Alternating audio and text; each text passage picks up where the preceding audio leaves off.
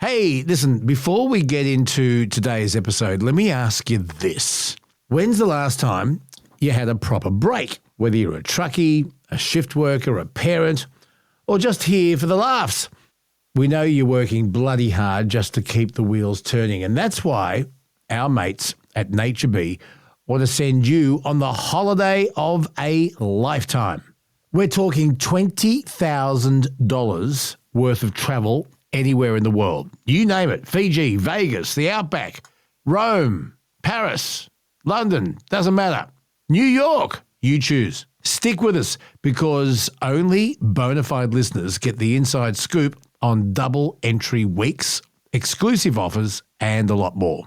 So hit the link in the show notes or head to naturebee.com. Read the T's and C's, and I'll tell you more as we roll on throughout the episode of Bonafide, also made possible thanks to Nature Bee. In a world where voices are silenced, Please. one man refuses to lie down. It's about how hard you can get hit and keep moving forward. How much you can take and keep moving forward. That's how winning is done. He's been punted not once, 40 years they've been trying. not twice, You couldn't fire somebody if they were horrible, doing a terrible job. but 3 times. You're fired. He doesn't tell you what to think, but gives you something to think about. Welcome to the Bonafide podcast with Luke Boner. And he's not All right, here we go. done Hold your ears, folks. yet. It's showtime. Well, g'day, folks, and a Merry Christmas and a Happy New Year, and whatever it is that floats your boat at this time of the year, we hope your boat is floating. It is episode 78, and Kelsey, a big bona fide coming your way today. A bit of everything. Yes, a bit of everything. It'll be exciting. What have we got for you today? Well, you'll find out very, very soon, but I just want to thank all our listeners for their support. In 2025. We hope 2026 is even bigger, and it can be bigger if people like and share and download and do whatever it is they've got to do. Yes, exactly. So this will be our last, I guess, full-sized episode of the year. However, we are still going to be releasing back burner episodes.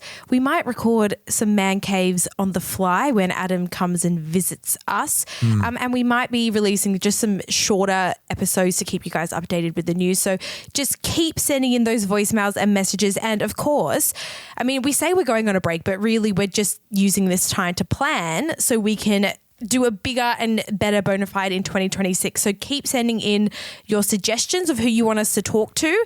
Actually, now's the perfect time to do that because we will be planning and getting it all set up for 2026. So, And a reminder to our listeners that I will be on 2GB doing the afternoon program on Sydney's 2GB, which is also podcast and you can stream it.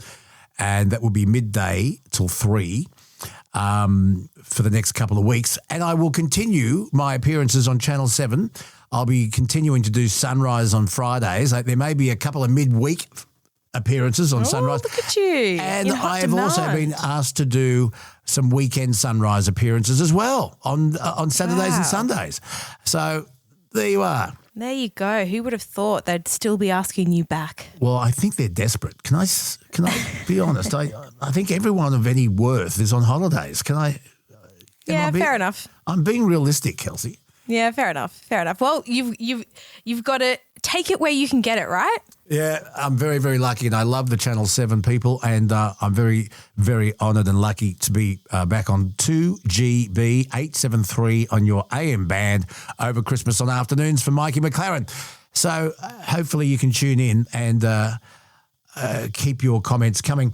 Please remember the email is lukeboner@radioguy@gmail.com. No, it's Luke Boner Radio Guy, not that radio guy. Well, have I got it wrong all this time? Luke Boner Radio. No, you kind of switch between them sometimes. Okay. So Luke Boner Radio Guy@gmail.com. Yes. And all of the important information is in the episode descriptions because we all know Luke is old and his memory fails him sometimes.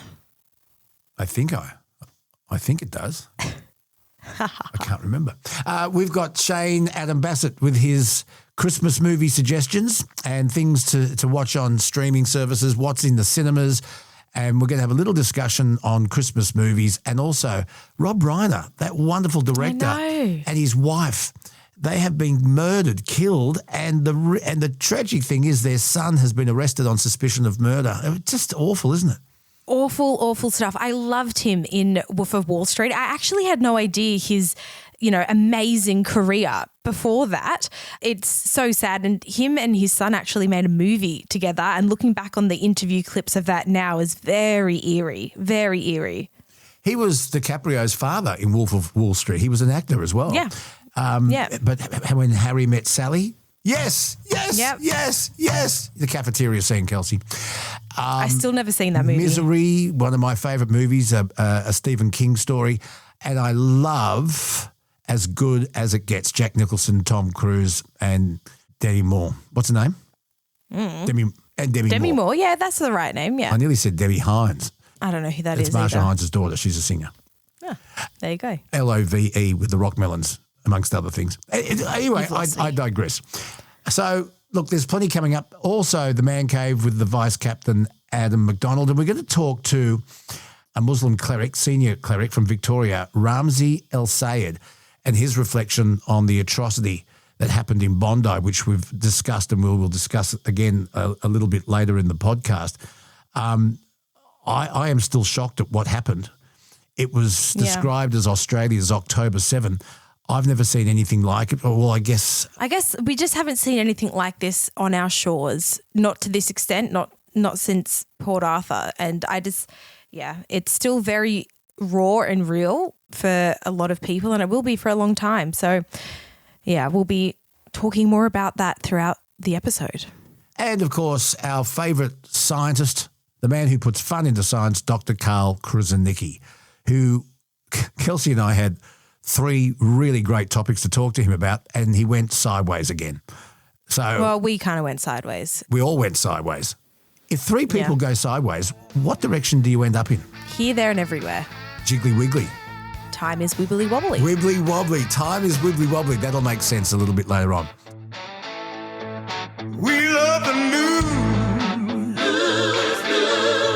Something to think about. Something to laugh about. We're talking news. Something to think about. Something to laugh about.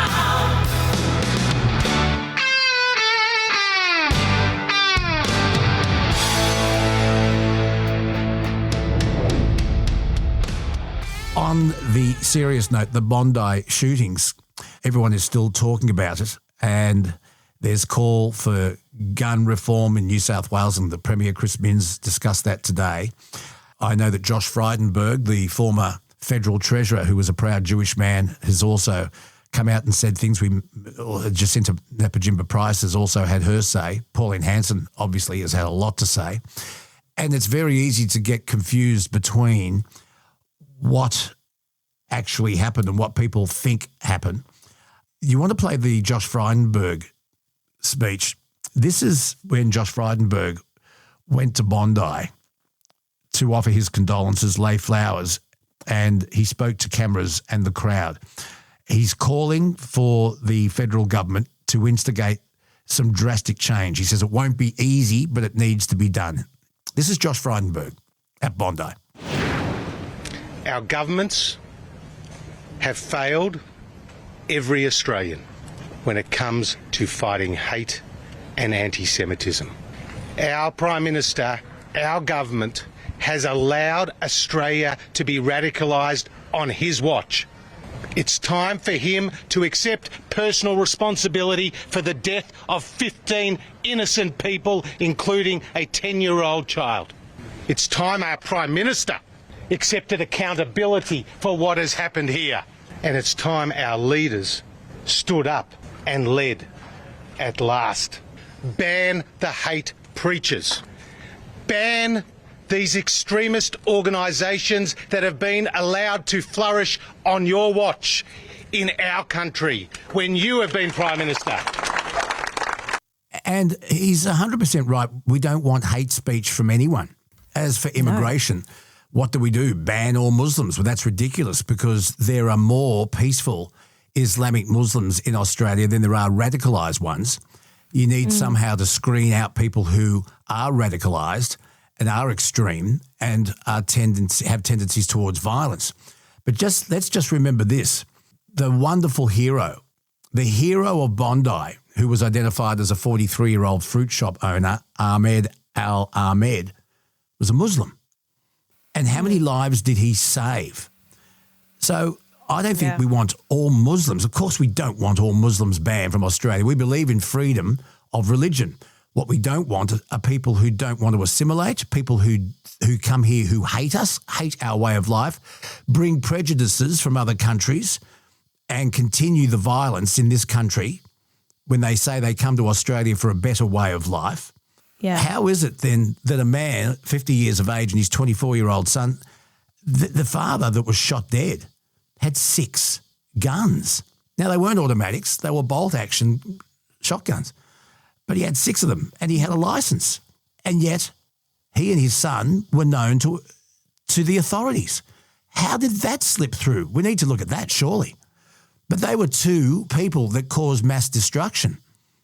So I think it's time we have a very close look at ourselves. Don't become hysterical. But I believe, yes, we do need to screen people who come to Australia a little bit better and make sure they're people who want to be here, who will respect our laws, respect our freedom of speech, and people who don't come here wanting to change us and hate us. That's a fair ask, isn't it?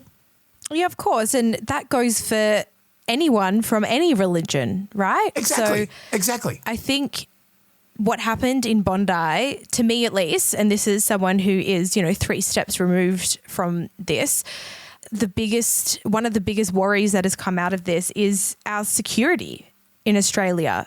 It just baffles me how they were able to go to a the Philippines, radicalized Islamic territory. They went to a radicalized part of the Philippines for training.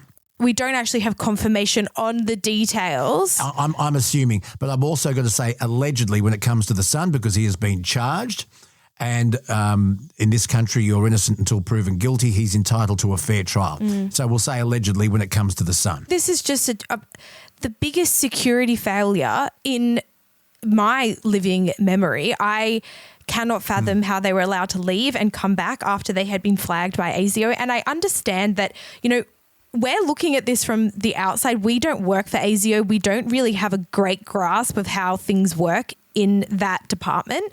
There needs to be more funding to make sure that people are being screened. We need to do a whole overhaul of the system. There's probably thousands of people on ASIO's register. So you can understand, from a logistics point of view, how people can slip through the cracks. If there's not enough people to monitor we haven't put enough money in the, security screening systems, then maybe that is a failure of process. We need more funding, more money, more investigations, more research. We need it all because this cannot happen again and it won't be tolerated. So every government on every side of the political spectrum needs to be taking this extremely seriously. Your thoughts are very welcome. Let us know, LukeBonerRadioGuy@gmail.com. and leave us a voice message on 0291289311. Let's just move to other topics if we can. Kelsey, I had an interesting chat on the radio with Phil O'Neill this morning about people's shopping habits during Christmas. And the story that led to this is the fact that David Jones, an icon of Australia's retail industry, has confirmed the closure of 2 of their key locations. This is a department store, and a lot of department stores have absolutely struggled during challenging economic times. But David Jones tried to radically change the retail landscape along with Myer, formerly Grace Brothers. But you've got 2 of these retailer stores at Castle Tower Shopping Centre in the Hill District of Sydney and Tuggerah on the New South Wales Central Coast, and they're going to close their doors. Other stores at this stage are staying open. Now, there is no way in the world, Kelsey, that these 2 David Jones stores would close if they were making money. No. They're not. And it was really surprising to see that Australians spent a bit over $6 billion on Black Friday sales, most of it online. Yeah, that's not surprising at And all. because people are tightening their belts, the cost of living, electricity, a fear of interest rates, money's really tight. And the Australian Retailers Association has published on their website that they expect Australians to spend no more than around $864 per person. That's per person, but $864. That's presents, I wish, jellyfish. food. That is unbelievable, isn't it? Tell me this. Your mother, another parcel arrived from Australia Post yesterday afternoon. She's very excited. I said, what's in that? She said, oh, presents. She's doing all her shopping online. Yeah, why is this surprising to you? Maybe because you can't really use a computer or the internet very well, but that's not surprising at all. Lots of my friends don't even bother going clothes shopping anymore. They'll just order a bunch of stuff off, the Iconic, and then just return whatever they don't want because they've got a really good return policy. If you've been to a shopping centre recently, you will know how chaotic it is around this time. If you can avoid that. But let's look at how it's affecting retail. They're still getting money, just in different places. Yeah. If you don't operate a bricks and mortar shop, you don't have electricity, you don't have rent to pay, you don't have staff. Here's the thing. It's not just David Jones, obviously, that's struggling. We know that Grace Brothers has. But you look at other iconic brands that have closed down just in the last 2 years. Harris Scarf, John Martin's, Mark Foy's, Toys R Us, Jeans West. Iconic department stores and retailers closing down because people are going online. And I think people started to go online during COVID when you couldn't go out, but people still wanted stuff. But more and more people are even buying their groceries online. Yeah. And they go to the Woolies or Coles and it gets delivered to their house. Yeah. Now, I can get that with canned goods or packaged goods, but surely when you want to buy fruit and vegetables, you want to see them, you want to squeeze the mangoes, you want to see if the avocado's ripe enough. Don't you want to see that your meat is of a good quality? Isn't that stuff you want to pick up and look at? It's definitely luck of the draw, and you know that when you do, you get like groceries delivered to your house. But it's just about convenience, right? It's just about convenience. When I spoke to Phil O'Neill, here is a caller who is an online shopper at a supermarket, and she loves it. Have a listen. Are you seeing less customers? Are people spending less? And are people buying more on the internet because it's so much more convenient? Well, I tell you what, Danielle's on the phone, Luke, and she brings up a really good point as well. Morning, Danielle. Hi, Danielle. Good morning. Welcome. Thank you. Good morning. How are you? Great. Well, I've been an avid shopper, like even using cash money to shop in stores, but I'm sort of declining to go in anymore. Customer service is gone. It's not like how it used to be. Sales assistants don't greet you. They're quite rude. They're not interested. They don't even know the product half the time. That's weird, isn't that? That's true, Danielle, when you go in and you ask for something and they've got no idea. No, not at all. Like I'll have to go and find out, or I'm not quite sure.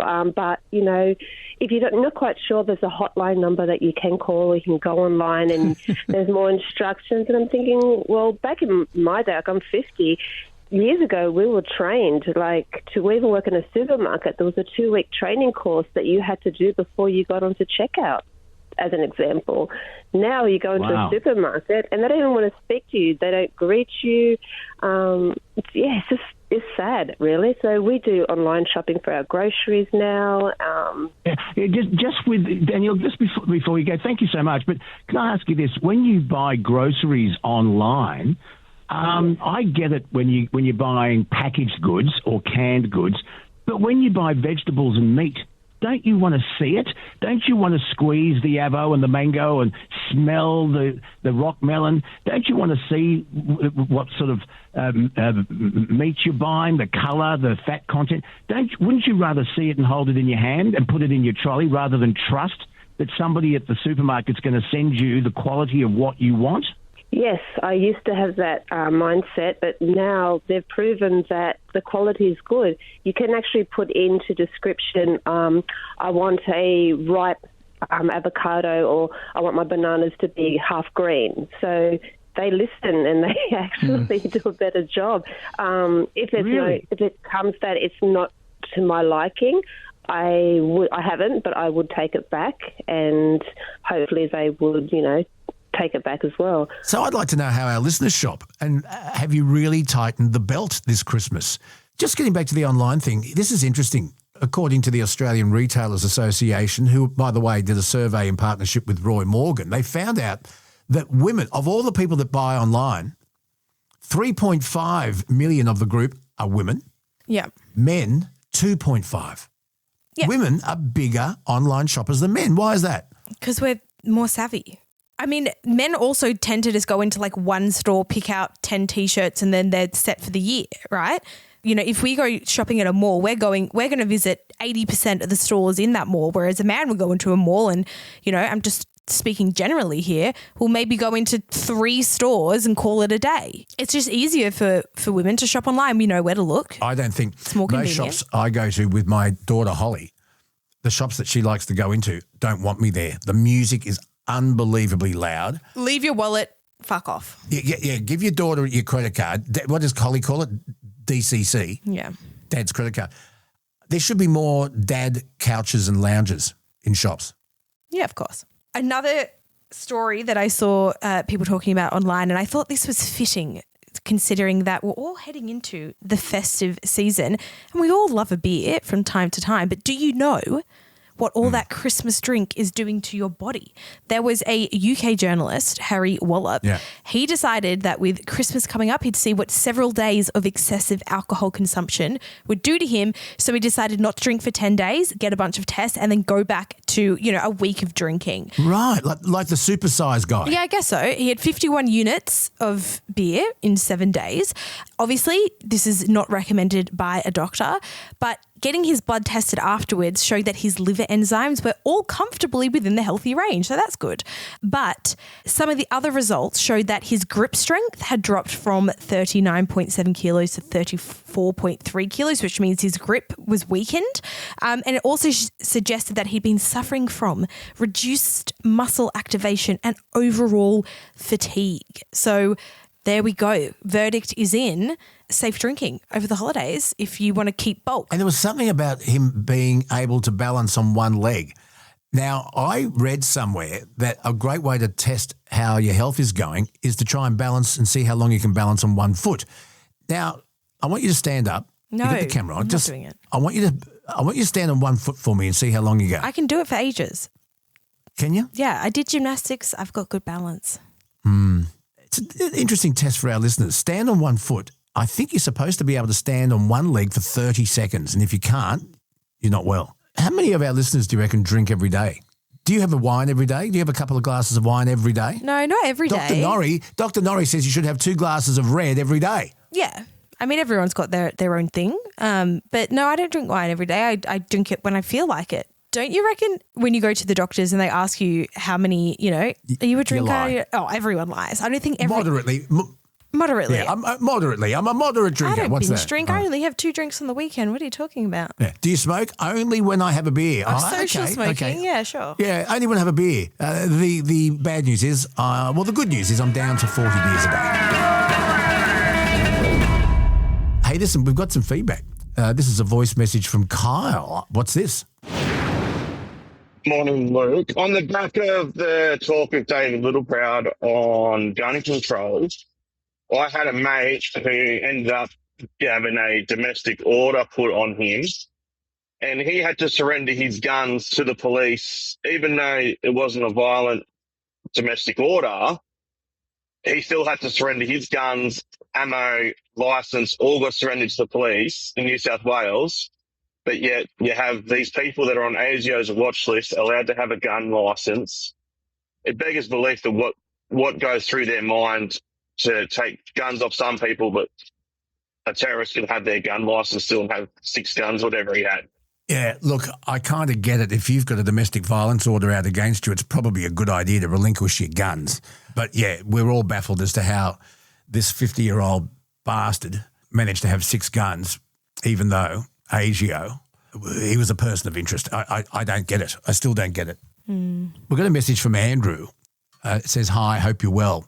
I was saddened to hear of Dr. Keith Sousa's passing and thoroughly enjoyed his commentary and opinions, especially on international affairs. God, we miss him. He had a natural knack to simplify complex issues and that the common person could understand, and he will be dearly missed. If you haven't done so already, would you consider either replaying your last interview with Keith or put together like a best-of clip from past interviews? Why don't we do that? We will. I'll Millenial? put something together and we'll release it over the Christmas break so you guys have some holiday listening. Good suggestion, Andrew. We shall get on to it. Yeah, we love your suggestions, folks.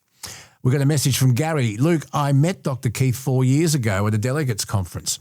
During a break, he was standing by himself, so I walked up, introduced myself, and we started chatting about this and that, including my views on overpaid politicians. It was then that I said I especially liked his views on the night shift with Luke Boner. His face lit up and said, yes, I like Luke. It's a conversation I'll always remember. Yes, for some reason, Keith did take a shine to me. He especially took a shine to Kelsey. He thought you were great, Kelsey. He thought you were really, really great. Well, we can understand that. Yeah, but we really will miss him. And to his longtime partner, Jane, and Keith's family, once again, we are thinking of you. We've got another message, Kelsey. Yes. This one reads, on the subject of Ed Gein, and I'm surprised seeing as you've mentioned the movie several times over the year. He was the inspiration for the movie Psycho, as well as Buffalo Bill in Silence of the Lambs and Leatherface from the Texas Chainsaw Massacre. And there's a 1980s film for Shane Adam Bassett to review, we'll do it next year, on Disney called Brew Baker, which stars Robert Redford and Morgan Freeman. And Morgan Freeman, yes, I've seen it. Yeah, have you? Is it old? Yeah, it is. Oh, that's why I haven't seen Redford's it. a warden in a prison, but he goes undercover as a prisoner to see what needs changing within the prison system. It's great. It's really good. You'd like it. Okay, I'll get on to that. But thank you for that message. He also says, have a safe and happy Christmas and New Year's, everyone. Yes. Got a message from Tom. Absolute terrible news regarding Bondi. Thoughts are with all those who were impacted by this cowardly event. I'm a licensed gun owner and served in the ADF for over 15 years. In my current role, I carry a sidearm and have over 30 years' experience handling firearms. You know my thoughts on gun reform. I've said it before and I'll say it again. Gun laws don't work. They just punish the honest. If someone wants a gun to commit a crime, they'll get one regardless of what the laws are. And, you know, following that gun amnesty, following Port Arthur, Kelsey, our gun laws did work. And these weapons that were used at Bondi weren't assault weapons or automatic weapons. They were bolt-action guns. But experts I've seen on the news, experts in weapons have said, no, these guys knew what they were doing. They looked military trained, is what one expert said, the way they were handling the rifle. Well, we know that he was part of a shooting club as well, so he probably had some practice there. Luke, he does go on to say, if someone wants a gun to commit a crime, they will get one regardless of what laws are in place. The gun amnesty following Port Arthur has not reduced the amount of illegal firearms being seized by police. The data is out there for all to see. Why? Because criminals don't hand in guns. For every gun handed in, criminals import or make tenfold. The mechanism, guns, are not the problem anti-Semitism is. Our government needs to step up and deal with the problem and not deflect the issue. The amount of anti-Semitism and hate speech that is allowed to fester in this country because of weak leadership is the main problem. And until our Prime Minister puts his hand up and admits he got it wrong, nothing will change. Luke, what do you think of that? Yeah, the Prime Minister, as of the recording of today's podcast, is under enormous political pressure. He didn't show up for the funeral of the rabbi that was killed. And by the time this podcast drops, the little 10-year-old girl's funeral will have happened. Politicians from both sides of the political fence have shown up. The Prime Minister has probably decided not to. Look, you've got to stand up, you've got to be a leader, and you've got to make some tough decisions. Yeah, it's definitely, you know, hindsight is 20/20, but we've known for years that, you know, anti-Semitism and Islamophobia, I will say, have been rising in this country a lot. Luke, I mean, this is probably my most boomer opinion, but I think as soon as you spout nonsense about hate against another religion or another culture, as soon as you spout anything like we're going to make everyone believe in what we believe, I think that should be like a ticket out of here. You know me, I'm all about context and nuance and all of that stuff. But I think as soon as you're putting those opinions out there, that's a pretty clear declaration that you don't want to assimilate to Australian culture. I'm not saying that we can't be critical of actions, global world actions. Criticism is different from hate, and I think we need to recognize that. But, you know, I've seen videos of, you know, people preaching online and essentially just, you know, saying that they deserved it. Get out. Get out. Get out of the country then. So this is some feedback, and I'm just putting it out there. It would appear to me that the Minister for Home Affairs, the Prime Minister and Penny Wong seem to be very pro-Palestine, and people are saying this. They're facing criticism, especially the Prime Minister, on not doing anything about the anti-Semitism. Are there more Labor votes from the Muslim community than there are Jewish? Oh, I think that's very, very... I don't know about that. People are asking the question, are there more Labor Muslim voters than there are Jewish Let's just voters? remember, Luke, that anti-Semitism and anti-Zionism are two things. Pro-Palestinian protesters have been protesting against anti-Zionism, and anti-Zionism is moving against, I guess, the Jewish religion occupying a state, becoming a state-based religion. That is anti-Zionism. Anti-Semitism is hate against all Jews. And look, that is not to say that there aren't people in these groups that misunderstand their own message, that, you know, use the pro-Palestinian movement to sow more hatred. Absolutely. We clearly know that that is the case. But the vast majority of pro-Palestinians, at least from, you know, the reading and the talking to people that I've done, they're anti-Zionist in the sense that they don't want Palestinian land taken from Palestinian people based on religion. And again, there are still bad actors amongst pro-Palestinian people, absolutely.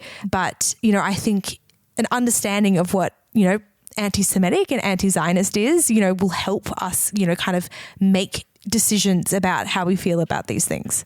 Let us know what you think. Do we need to look at our immigration? I'm looking forward to talking to the Islamic elder Ramzi Elsayed a little bit later in this podcast, and we'll try and get some balance. Kelsey, you got something to add? Yes, I do. I've got two things to add. Now, oh God, here we go. First of all, we got an email from John who needed help finding the Facebook page. I pointed him in the right direction. And I just wanted to read this line out to you that he wrote in his email. I'm loving the podcast and your, as in me, input is excellent. Ha. Were you listening? Is that it? No. Oh, come on. You've got to stop your relatives from corresponding with us, Kelsey. It's just ridiculous. Ha, ha, ha. Now, the second thing that I wanted to show you, Luke, so you know how right now we're using, it's a platform called Riverside. It's where we record our online chats anyway. And Riverside, you know how I told you what Spotify Wrapped is the other day? I've forgotten. So it's kind of like if you use Spotify, they get all your data and they turn it into some fun little, you know, PowerPoint presentation as such, and it tells you, you know, the artists that you listen to the most, the podcasts that you listen to the most, how many hours you listened, all that type of stuff, right? It does kind of like a recap on the year, and Riverside also does a recap of, you know, our top recording moments. So I wanted to play it for you and get your reaction. Okay. Ready? Yeah. You really know how to make people laugh. Our top word was 2GB. 2GB. 2GB. 2GB. 2GB. 2GB. 2GB. 2GB. 2GB. 2GB. 2GB. A lot of ums.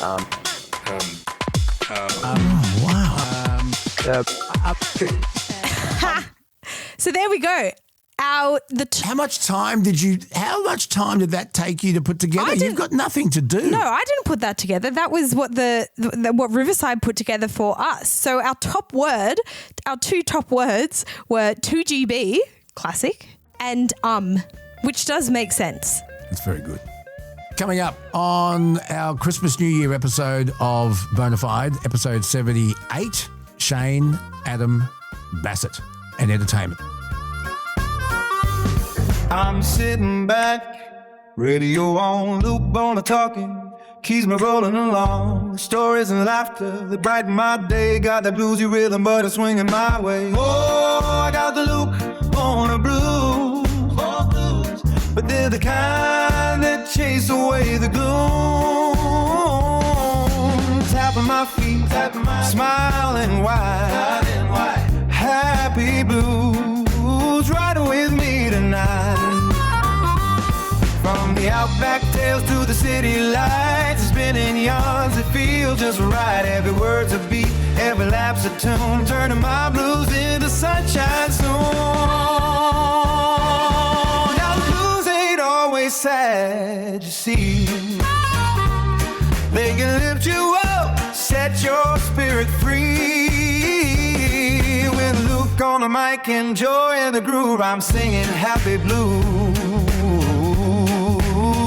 Got nothing to lose.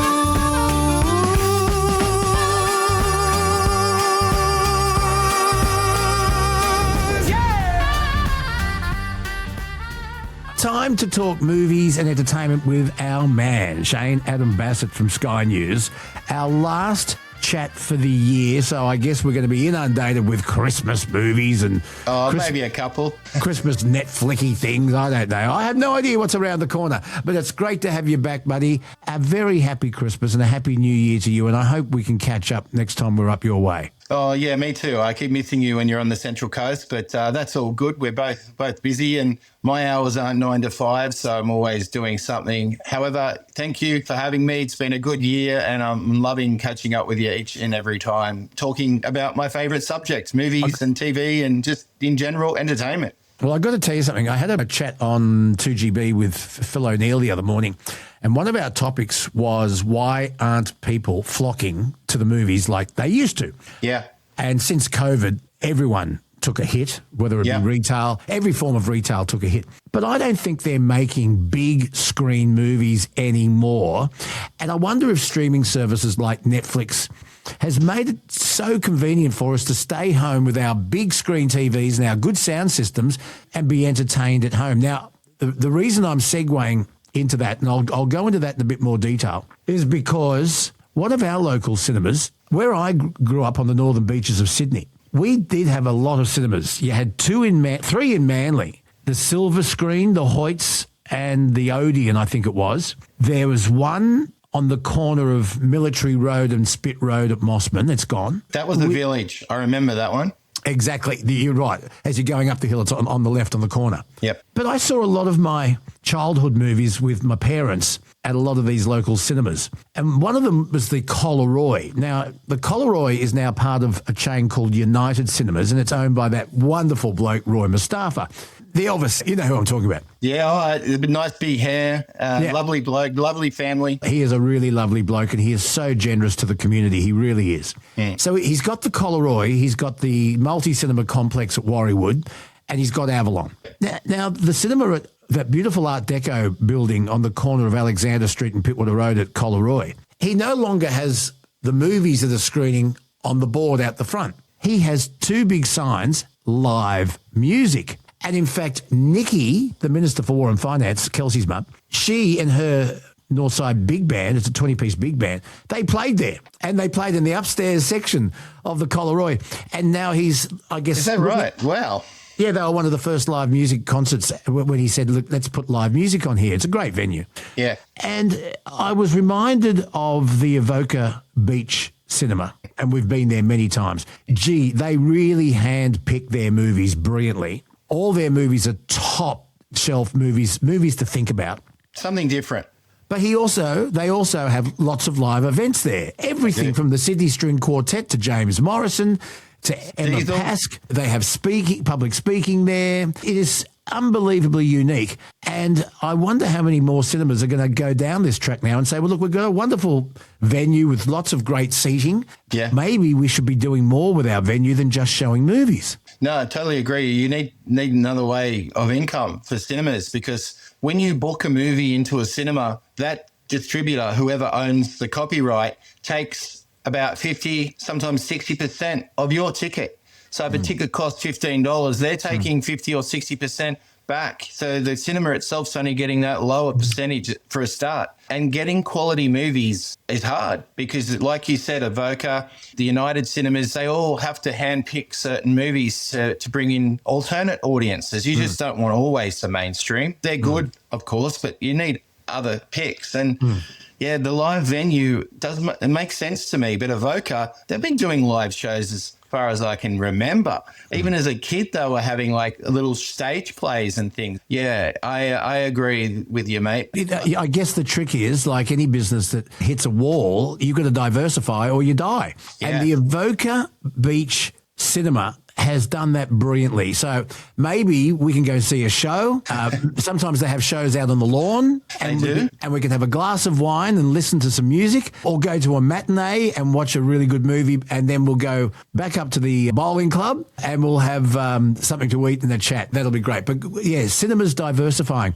It's not surprising, and they don't make big screen blockbusters like they used to. And I think the streaming services have made a huge dent in the audience pie. Yeah, major. And then we have so many to choose from as well. It'd be okay if we only had maybe 3 or 4 different streaming services, but there's like 10, 12 of them, and they're the ones you pay for. Then there's free ones as well. So the market is overloaded with stuff that just goes under the radar. You don't see a lot of movies or TV shows because they're released on a certain streaming platform and you might not have it, so you don't know about it. And when it comes to movies, Avoca's different. It's one screen. Many of the independent cinemas are only a couple of screens. But then you got the multiplexes with 8, 10, sometimes 12 cinemas or more even. And they've got to fill those screens. They can obviously turn off the projector and have empty auditoriums if they need to. But honestly, they want to fill the screens. But they're showing movies to maybe 3 or 4 people during the week, in slow periods. Yeah. So, yeah, something's got to change in the future, I would say. I don't know if cinema is actually dead because people will still go to the movies, but you got to make it an event. Is it true that a film studio, in order to have Academy Award nominations, you've got to have a movie in cinemas? You can't win an Oscar with a movie that's just released for a streaming service. Is that correct? Yeah, you can't qualify for awards season without it being in a theatre. Right. So it needs to be playing in certain areas, so like capital cities. So New York and Los Angeles are the main places they often do that, and they might only release it for a week, maybe 2 weeks. So we can get an Oscar. That's enough. Yeah, so it can get an Oscar, because once a movie has, it's won Best Film, Best Actor, Best Supporting Actress, as soon as it's got an Oscar award around its neck, that's great marketing, isn't it? You use that, and that will get more people to watch it when it does eventually go to a streaming service, I guess. Yeah, it's funny though, because the Oscars are never until like February, March. In 2026, they're in March. And a lot of the movies that'll be nominated, they only go up to the 31st of December. So everything in 2025. So a lot of movies are actually not going to be even in cinemas. They're going to be streaming. So it'll be like the streaming services will make money out of the Oscar nominations. Yeah. Some are yet to come out. Obviously, they might just release them for a week in cinemas, then pull them back and then re-release them to closer to the Oscar season to cash in on the awards. But it's a tough business. I mean, yeah, I love the award season, but not always the winning movies are the ones that are most appropriate winning. Nora won this year for the Oscars, and I don't think that should have won at all. I don't believe it. I thought The Brutalist should have been the winner on that one. Unfortunately, we start with a sad note on today's chat, and that is one of my favourite directors has had his life taken away along with his wife. I'm talking about Rob Reiner and his wife, Michelle. And tragically, their son, Nick, who is troubled, and you can go into this in a bit more detail, has been arrested on suspicion of murder. Rob Reiner, really, you look at all of his movies and he kind of, you're going to shoot me down here, but can I just say, his directive style and the movies that he produced remind me a little bit of John Hughes and maybe a little bit of the lighter side of Ron Howard made. I don't know. Am I completely off the track here? But I do love Rob Reiner's movies. It's a terrible story. That is a terrible story, and I didn't realise there was a long background concerning his family and his son. So I never knew any of that. But it's now all coming out a bit more into the public domain. I don't agree, and I would never shoot you down. That's for sure. Shoot me, it's all right. I wouldn't do that. But I don't agree with John Hughes that much, but I do agree, I think, with Ron Howard. I mean, Ron Howard makes these whimsical comedies sometimes and very great movies that have a lot of cast members in it, and Rob Reiner did that. He made one of my all-time favourite movies. Can I guess? Can I guess? Yep. Okay, one of my all-time favourites. I've got two. Two of my all-time favourites are Rob Reiner movies. Okay. Misery and A Few Good Men. They're up there, and he was on a roll in that period. Mine is definitely When Harry Met Sally. Oh, yeah, without a doubt. Yeah. And, he's sorry, I should have said yes. Yeah. I'll have what she's having. I'll have what she's having. And that was an ad-lib line, wasn't it? That line was delivered by Rob Reiner's mum. Right. That was his mum that said that line in the movie. So there's a bit of trivia for you. But he made The American President. Do you remember that movie with Michael Douglas? That was a really good film too. And he became very close to Michael Douglas. They did another movie together down the track. But Rob Reiner had a famous dad, Karl Reiner. They were very loved in Hollywood. Rob did a lot of acting as well. He played Leonardo DiCaprio's dad in The Wolf of Wall Street. Of course. Among other movies. He was an actor as well. So, yeah, it's a real shame. You know what he did too, and a lot of people don't realise this, he did a sequel, or kind of a sequel to The Graduate. It was called Rumour Has It with Kevin Costner. So if you love The Graduate as much as I do, watch Rumour Has It. It's based around The Graduate with Shirley MacLaine's in it, Kevin Costner, Jennifer Aniston, Mark Ruffalo. Must-watch movie. But, I'll miss Rob Reiner because he was done a lot of TV as well. It's just tragic. And, I mean, I don't know I can't get into it because it makes me a bit sad. But, he's got his legacy to bring back anyway. The whole movies that he's done are just incredible, all of them. Okay, now I want to play some audio here. Do we play the famous cafeteria scene with Rob Reiner's mum? Or can we play that unbelievable Jack Nicholson monologue during the trial in A Few Good Men? Which one will it? If you play that monologue, though, I'm telling you, Luke, that it'll run for about 9 or 10 minutes. It's a really long monologue, unless you go to the end where he says you can't handle the truth. It's one of the best monologues, and Jack Nicholson learnt it very quickly. And apparently Rob Reiner, I heard in an interview years ago, he said that they said, look, this is a really powerful monologue, and what we'll do is we'll do the cutaway shots first. And, in the back of your head, and Demi Moore's reaction and Tom Cruise's reaction and the jury, and we'll leave the... Kevin Bacon was there as well. Yeah. And so he did the monologue, but they didn't film his face. They did the cutaway shots. Perfect every time. And he said, okay, are you right? Do you need a break? Do you want to... Now we're going to do face to camera. He said, yeah, let's do it now. And he did it again perfectly, one take. Unbelievable.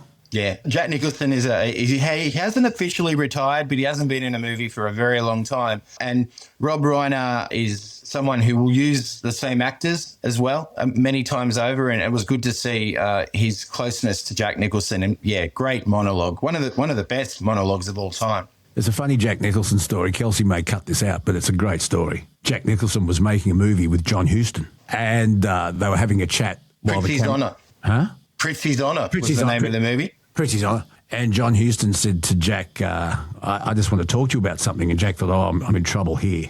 And it was about the way he was approaching a particular very intense scene. And Jack, during the interview, said, I thought he was going to say, how long have you been banging my daughter, Angelica? I was nearly about to say, I didn't want to cut you off, but Jack and Angelica Houston were close for many years. Oh, my word, they were the couple. They were the couple. Anyway, Rob Reiner will be madly missed. So what audio do you want Kelsey to play? When Harry Met Sally, the monologue in the cafeteria, or A Few Good Men, Jack Nicholson? What'll we do? Well, I reckon it'll make us both happy to hear Jack Nicholson. Why not? we all know the monologue in the cafe and When Harry Met Sally, which was kind of redone only last year, wasn't it, for a Super Bowl commercial? That's right. Meg Ryan and Billy Crystal got back together.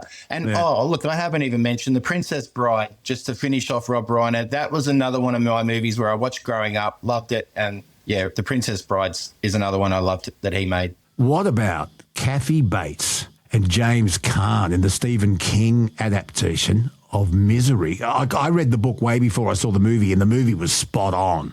Was it? I thought the movie was really, really spot on. How good was that? Kathy Bates. Yeah, and I'm not sure who was chosen before her, but apparently she wasn't first choice, which quite often happens with, movie roles. But yeah, Kathy Bates won the Oscar, totally deserved it, and just incredible scene where James Caan's on the bed and the ankle, and yeah, incredible movie, Misery, 1990 that got released.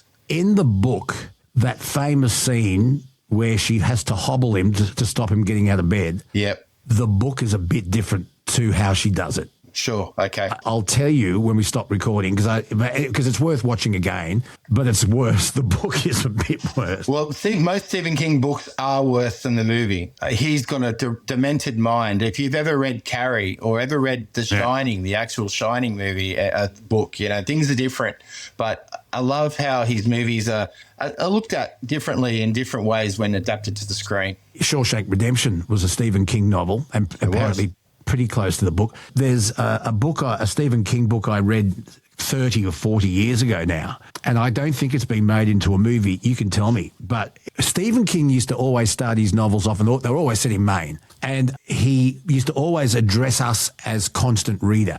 And he used to always assure us that, yes, you're in for a bumpy ride, but don't worry, constant reader, I'll get you through the other side safely. So you trusted him. That's nice of him. Not in the book Needful Things. Now, what he allowed to happen to one of the characters was a child. Yep. In that book, I'll never forgive him. It went too far, and I stopped trusting him. I felt betrayed. You stopped trusting Stephen King way back for Needful Things. Well, you know what? It is a movie. It was made into a movie. Max von Sydow owned the shop, and yes, Ed Harris is in it. I think even maybe Amy Madigan as well, which is his wife, Ed Harris's wife. So, yeah, Needful Things was a movie, and I've seen it. Max von Sydow, great actor. The Exorcist, of course. I was watching that TV show Pawn Stars, the pawn shop in Las Vegas. I've seen it occasionally, yeah. Well, someone turned up with a Sandy Koufax baseball card, and I couldn't watch. Anyway, you know what I'm talking about. I know what you're talking about. Yeah. I mean, you got to know, I guess. If you know, you know. All right, let's go to Jack Nicholson. You cut these guys loose, Your Honor. You had markers inside a Bondi transport. Your Honor, you doctored the logbook. Damn it, Kathy! You coerced the doctor. Consider yourself in contempt. Colonel Jessup, did you order the code red? You don't have to answer that question. I'll answer the question. You want answers? I think I'm entitled. You want answers? I want the truth! You can't handle the truth! Son, we live in a world that has walls, and those walls have to be guarded by men with guns. Who's gonna do it? You? You, Lieutenant Weinberg? I have a greater responsibility than you can possibly fathom. You weep for Santiago and you curse the Marines. You have that luxury.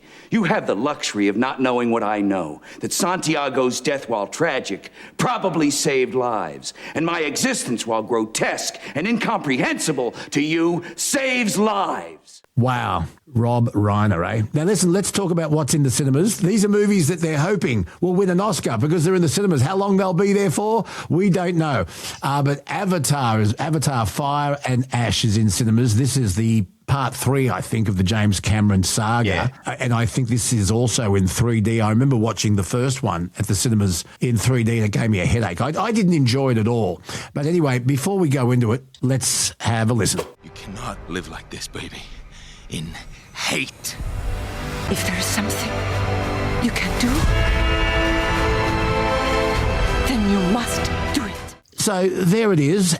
part 3 of the James Cameron Avatar franchise. What did you make of it? Look, I didn't mind it, but unlike you, I didn't get a headache. That 2009 movie sort of set the bar high with special effects and visual and sound. James Cameron really makes movies for movie cinemas. You know, he wants people to go to the cinemas. He's a bit anti-streaming. And this new one, I mean, I didn't dislike it, Luke. I don't think it's a classic, but I do like science fiction. I never got bored. There's always something happening. There's Aussies involved. You've got people like Sam Worthington in it. He's terrific, as always, and Brendan Cowell. And it's a visual feast, but in 3D. It's not for everyone, but you know you're going to get state-of-the-art 3D. And if that's what you want to watch, pay that extra few dollars for, you won't be disappointed. So at 3 hours and 15 minutes, that's what it clocks in at. You got to be dedicated. But, yeah, I didn't mind Fire and Ash. How many stars? Oh, I'll give it a 3. Technically, it's brilliant, so 3. Let's keep moving. No Christmas is Christmas without a Boxing Day blockbuster. Yeah. Anaconda, a comedy with Jack Black and Paul Rudd. Yeah. Let's have a listen. I don't want to wait, man. Doug, what are you talking about? Let's do it. Let's reboot Anaconda. Yes. Wait. What? This is going to be the adventure of a lifetime. We've dreamed of making this movie ever since we were kids. Okay, take us through it.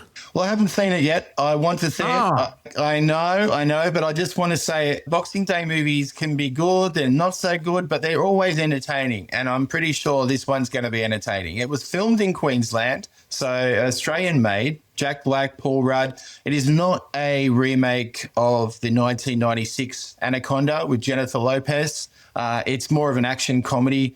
It looks okay, and I think it'll do a lot of money. If you just don't have to think too hard and want to go and see a good comedy, I'm assuming it is going to be a little bit fun, and which is the main thing. Yeah, so I can't rate it right now, but I am keen to see it. Jack Black, he's kind of like a hairy Adam Sandler in that he's in a lot of stuff that's very funny, but he's also versatile. Very much so.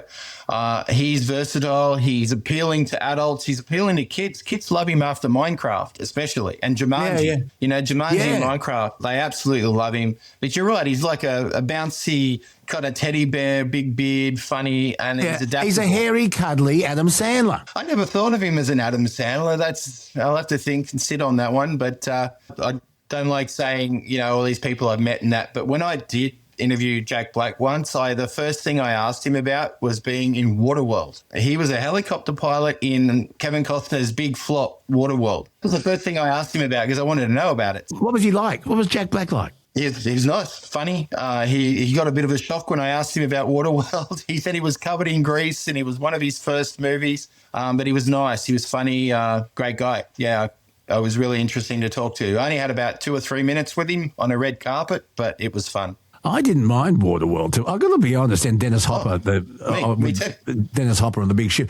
To me, it was Mad Max on water. Exactly what it was. Mad Max on water. They filmed it in Hawaii. They had a typhoon come through, so all the sets sank. They had problems on it. Kevin Costner got divorced in the middle of it, and it just everything went wrong. But it made money eventually. I think it was a bit of a flop at the start, but it made money eventually, and I liked it too. I agree. I didn't mind it at all. Let's keep moving. This is a suspense drama, The Housemaid. Let's have a listen. Come on in. So why do you want this job? I just really enjoy being a housemaid. For the right families, of course. You know this is a live-in position, right?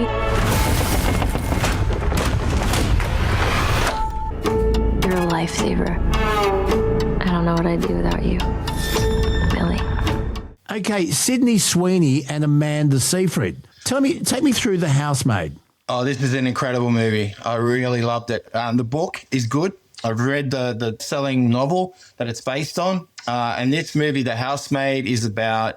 Those two actors are terrific in it, by the way, but it's about this really rich family, an affluent family in this mansion, and their housekeeper basically chips away, very slowly, but chips away at getting to know them, getting close to them, this family. And then the family accepts her, and then all of a sudden the housemaid takes over. And I'm not going to say what happens next, but you're going to be on the edge of your seat. It starts off, Luke, very happy, like a comedy almost. And then it moves into a totally different direction. I don't want to give anything away. Very spoilery. And you get anxiety watching this movie. What's going to happen next? I can't wait. I might go and see that. I don't know if the minister will want to see it. I don't know if it's her thing, but we might go. It's not a horror movie. Just remember it's a suspense movie and it just builds and builds. But it starts off one movie and then it finishes another because it changes tact. How many stars? Oh, 4. Oh, wow. Even 4.5, you know? I'm going to give out a 5, 4.5. That's a wrap. The Housemaid. It's up there. I really love it. I want to see it again. And I've read the book too, so a great adaptation. All right. Quick pit stop, folks. Let's talk holidays. Now, be honest. The road in front of you, the treadmill under your feet, or that pile of dishes in the sink, it's getting old. Now, picture this. Swapping the dish soap for an icy Bingtane. Imagine the endless stretch of highway turning into a stretch of white, sandy beach. Or that treadmill. Suddenly, it's the climb to Machu Picchu. Now, that's the feeling Nature Bee wants to give you with their bucket list competition. A chance to win $20,000 worth of travel anywhere you choose. And if your dream trip costs less, well, the rest is yours, the spending money. You keep the change. Plus, there are plenty of little wins too. Gift vouchers to turn a long weekend into something special. And Nature Bee prize packs to give your insides the reset of a yoga retreat. All you need to do is spend $79.90 or more on Nature Bee products and you are automatically in the draw. So if you've ever thought of trying Power Pollen, this is the time to do it. Hit the link in the show notes or head to naturebee.com. Read the T's and C's and who knows, next time you're listening to Bonafide, you could be listening to us from the beach.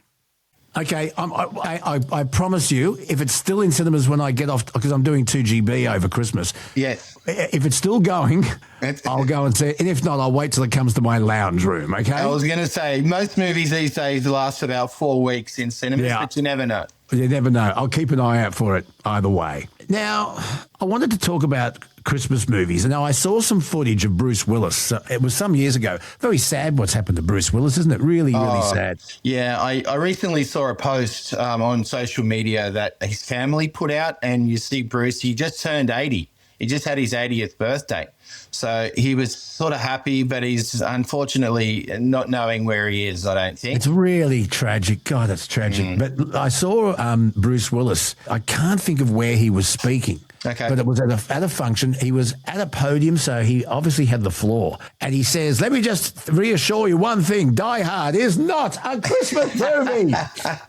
I don't think Home Alone's a Christmas movie either. I don't want to argue. We sort of, this comes up between you and me quite often. Every year. I love it, but I won't jump into that today. However, I think what you're talking about is the roast. Bruce Willis had a roast with all these different people roasting him. And I think he got up on stage when he had the floor and he said that. I'm not sure. But maybe it was at a roast. It was a roast. Now, the only time I will actually disagree with Bruce Willis is now because I think it's a Christmas movie, but it didn't start as a Christmas movie. It developed into one. And Home Alone was always a Christmas movie because it's Christmas. He left home alone at Christmas. Just because a movie happens at Christmas doesn't make it a Christmas movie. We're boring people because you and I are having the same argument. Okay, but anyway, Eyes Wide Shut. This is Tom Cruise and Nicole Kidman. Is that a Christmas movie, really? I knew this would spark you up a bit. It's you know not. What? Look, I didn't say this, but apparently it has turned into a Christmas movie over the years. Apparently is now considered a Christmas movie. Eyes Wide Shut, Nicole Kidman, Tom Cruise, 1999. Stanley Kubrick's last film, very famous director. And it's set on Christmas Eve again. And some very bizarre Christmassy things happen in the movie. It's controversial. It was never banned, but it has some pretty serious kind of issues happening in it. And now it's not me that's saying this. I'm just letting you know, Luke, it is now considered a Christmas movie. So people watch it at Christmas, Eyes Wide Shut. Batman Returns. I'm talking about the 1992 Batman set during Christmas. It's not a Christmas movie. I agree. No, Batman Returns is one I'll agree with you on. People watch it at Christmas. It is set around Christmas, and it's a great movie. I love Michael Keaton as Batman, Michelle Pfeiffer as Catwoman, and Danny DeVito as Penguin, and so forth. But that one's not a Christmas movie, but people think it is. Some people even reckon Edward Scissorhands is a Christmas movie. Yeah, I can't see that one being. I don't think that's too related. Love Actually. Is that a Christmas? Of course it is. Yeah. Do you think it's not? Yeah. Come on. Okay, I'll give you Love Actually.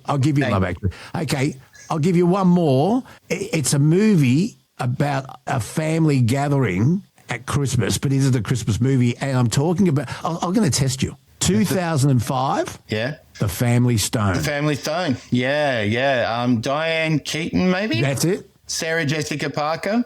Is she in it? No. Can't remember. You want me to look it up? I'm positive I'm right. I know The Family Stone. Yeah. Yeah, you're 100% right. Diane Keaton. Yes, you are right. Sarah Jessica Parker. Thank you. Rachel McAdams. Oh, yeah. She's in The Notebook. She's a good actor. Claire Danes. Oh, I forgot she was in that. And Rachel McAdams played Amy Stone. There you go. I have seen it, but probably not since 2005 when it was released. Christmas or not Christmas? It's a Christmas movie. It's a family gathering at Christmas, celebrating Christmas. Are you sure? Maybe not, because it's been 20 years or 19 years since I've seen it. Do you know what I like? Christmas with the Cranks, with Jamie Lee Curtis and Dan Aykroyd and Tim Allen. Have you ever seen that one? That is very funny. They want to cancel Christmas and go on a cruise, but they can't because their daughter is coming back. She wasn't supposed to come back for Christmas, but they are. So the whole cul-de-sac, whole community gets together and helps Tim Allen and Jamie Lee Curtis celebrate Christmas and welcome their daughter home. That's a funny one. Shane, Adam Bassett, your top 3 movies of 2025. Very hard to do, but I've got some obscure ones.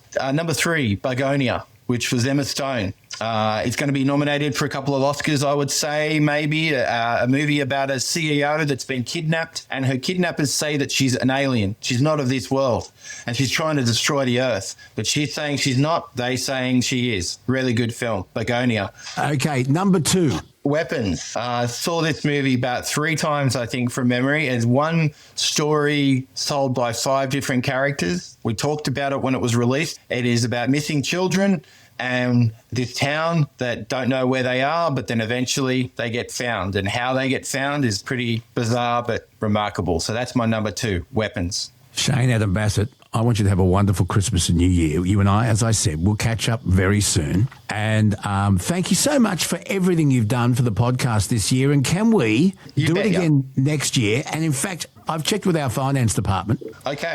We are in a position to pay you double what we paid you last year.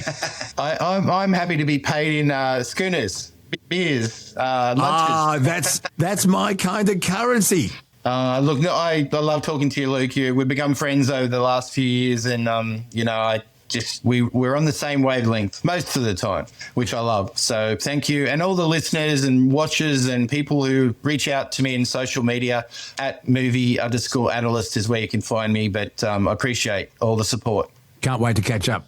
Thanks, Luke. Bye, everyone. Merry Christmas. Or in the words of Bruce Willis, yippee-ki-yay, mother beep. You just can't handle the truth. Yeah, no.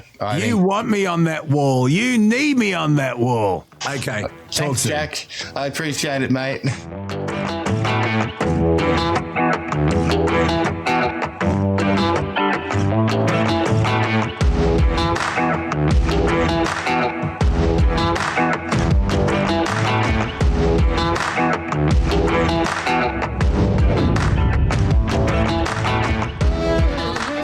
So, in the interest of fairness and balance, I wanted to talk to somebody I've spoken to before on radio, and that is the former president and vice president of the Jewish Christian Muslim Association of Victoria, peak interfaith body for the Aramaic faith traditions.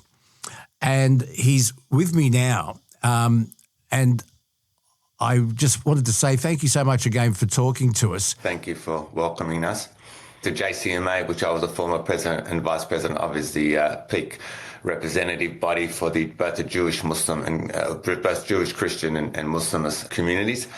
It's essentially bound by the Abrahamic teachings, I suppose, and we call ourselves followers of the Abrahamic traditions. A man of obviously devout and strict Muslim faith. How do you and the people that you talk to and congregate with feel about what happened in Bondi on the weekend? Oh, well, even if you're not a person of faith, but you've got sort of some semblance of decency, you cannot help be appalled.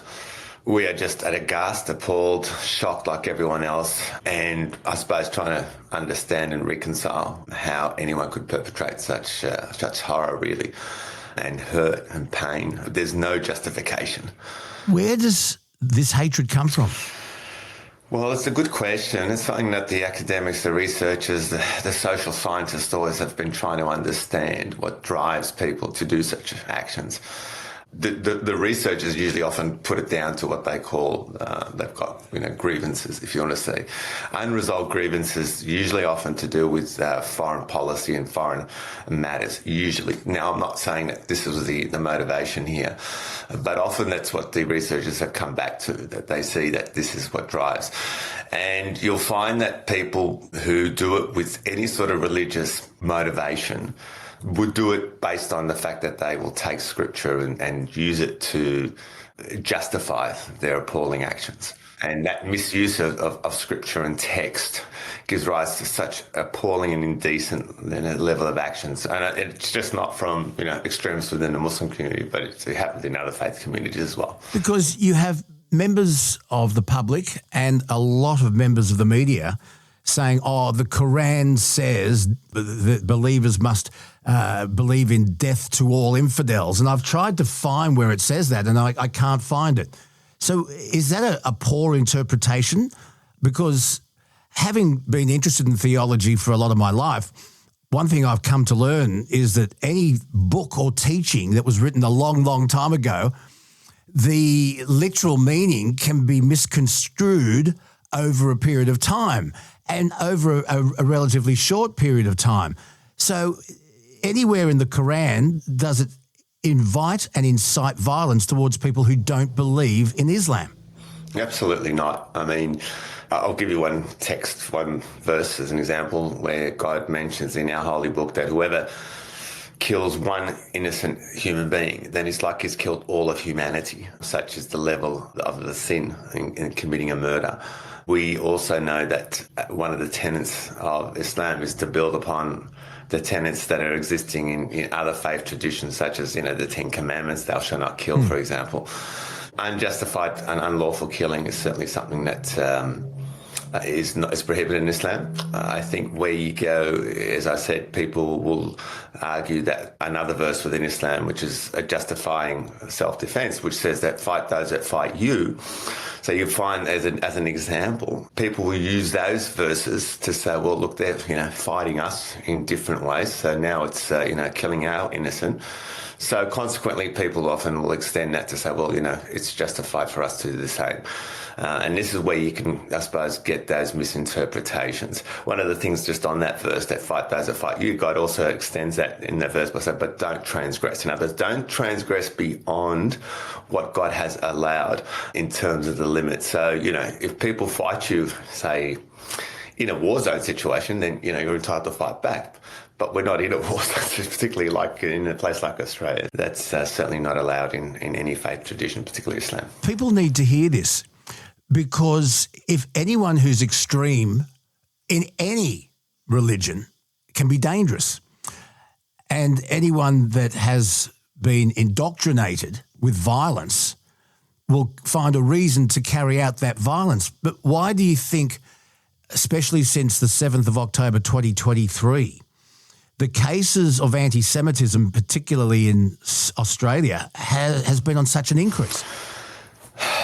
Well, again, I'm not a social scientist, but if I was to... I appreciate that, yeah. I'd probably say, though, people often from the Muslim community experience one of the things that whenever there's been a global happening which has, given rise to deaths, for example, if it's some act of terror, whatever that might be, there's an expectation for some reason that Muslims stand up and be vocal in their condemnation. And we've been doing that, since I can remember being involved in a Muslim community since, September 11, whether it's Bali bombings, London bombings, etc., etc. And so similarly to when they feel that what's happening, which is, say, because it's a front and center issue that's going down now, is the plausible or the genocide that's happening in Gaza. And I use the word genocide because this is not just me, it's the International Court of Justice, the ICJ, the International Arbitrator or the Independent Umpire has called it that. So people not standing up and calling it out for what it is, often get associated being like they would be condoning the happenings there. And unfortunately, Jewish community are seen as a frontline target. Now, as we know within the Jewish community, there are very varied, many different opinions with regards to what's going down there. And there are some who are very vocal in their condemnation of the government there in Israel, condemnation of the genocide that's happening. And I'll refer you to the Jewish Council of Australia is one such body. It's a peak body. It's a national body for the Jewish community. It's not the main body, but it's a very vocal with standing up. So they align and they recognise that unless we stand up for social justice, unless we stand up for justice, then we also expose ourselves to those things that are happening in terms of hate towards the Jewish community. And I think really standing up for justice, or the lack of standing up for justice, perceived lack of standing up for justice, possibly gives rise to that hatred. As I said, I'm just putting together possibly, and I think it's a very easy way as well. The xenophobia, it gives rise to xenophobia, that, the fear of the other. So there's a lot of blame that goes, and if you see someone who's outwardly a Jew or outwardly a Muslim, and you have hatred in your heart, then it's quite easy to be able to direct your hate towards them in a way that could be considered Islamophobic or anti-Semitic. Because to me and most people I talk to, we have or had a very peaceful, easygoing lifestyle here in Australia.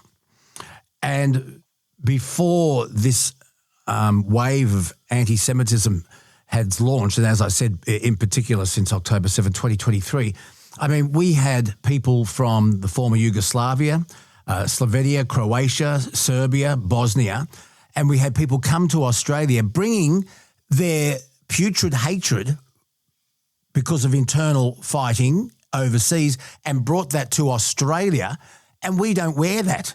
We believe if you come to Australia, you obey our laws and you try to assimilate to our culture. And I think most Australians believe, and please jump in, that if you want to harbour that hatred that happened in another country, please don't bring it here. Certainly agree with you. However, I think also one of the things that I'll pull you up on, Luke, is the fact that a lot of the times our vocal demonstration and opposition to what's happening, say, in Gaza, in the genocide that's happening in Gaza, often that's been interpreted as hotbeds of creating hate. So, for example, demonstrations in the city. I've been very active in my democratic right to stand up and demonstrate. And unfortunately, that's been interpreted. I've heard it said many times, people from the Jewish community who say that these are just hotbeds and feeding a hatred. And that is certainly far removed from the truth. I've never seen... Everyone talks about, or they chant slogans of hate. Well, I've never heard a slogan of hate. All I've heard is all I've experienced is nothing but peace and people's goodwill. And that's from all spectrums of the community, mind you. So people including from the Jewish community, Christian communities, people from all segments of the community who align themselves to the notion of we just want peace. So, but unfortunately, the interpretation as well that standing up and opposing what's happening is being seen as, you're creating division.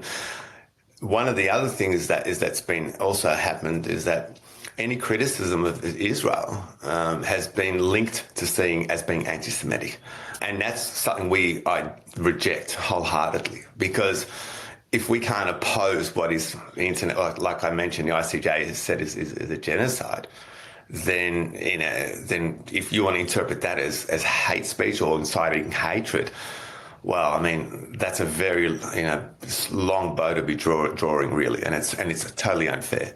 I guess it depends on your interpretation of the word genocide, because would you not agree that a large group of Palestinian protesters chanting from the river to the sea as wanting a race gone, and has Israel ever said we want Palestine completely gone? And I know Benjamin Netanyahu's cabinet is not completely unanimous in all of this, but they're saying they want a two-state solution in the Middle East. I'm probably asking too many questions at once, but can you see why a lot of the Israeli community would see chants like the river to the sea as hate speech? Well, river to the sea, Palestine will be free from the occupation, the colonial settler occupation that's been happening. Wanting Israel gone? That's not what the interpretation is. But that's what the meaning of the word genocide. The meaning of the word genocide means completely annihilating a race. That's not what's been chanted here. That's not the slogan. I mean, we're going to get into semantics here, Luke, but certainly that's not what's being requested here. We want to be able to achieve peace. We want to be able to live in harmony with each other, but we do need to establish what we call justice first. And part of that justice is the fact that we have an occupying force that has been usurping property from the local Palestinians for 75 years, has been denying them of their basic human rights and their dignity, has been restricting their movements, their ability to be able to economically improve their conditions, all sorts of restrictions on their lifestyle here. When I chant from the river to the sea, when I hear that chant being said, I say remove it from all those oppressions that are happening at the moment. And I would welcome a two-state solution, just like our government has proposed. Or I would welcome even a one-state solution whereby Palestinians are giving equal rights with Israeli citizens, but that's not happening at the moment. It is essentially an apartheid state now.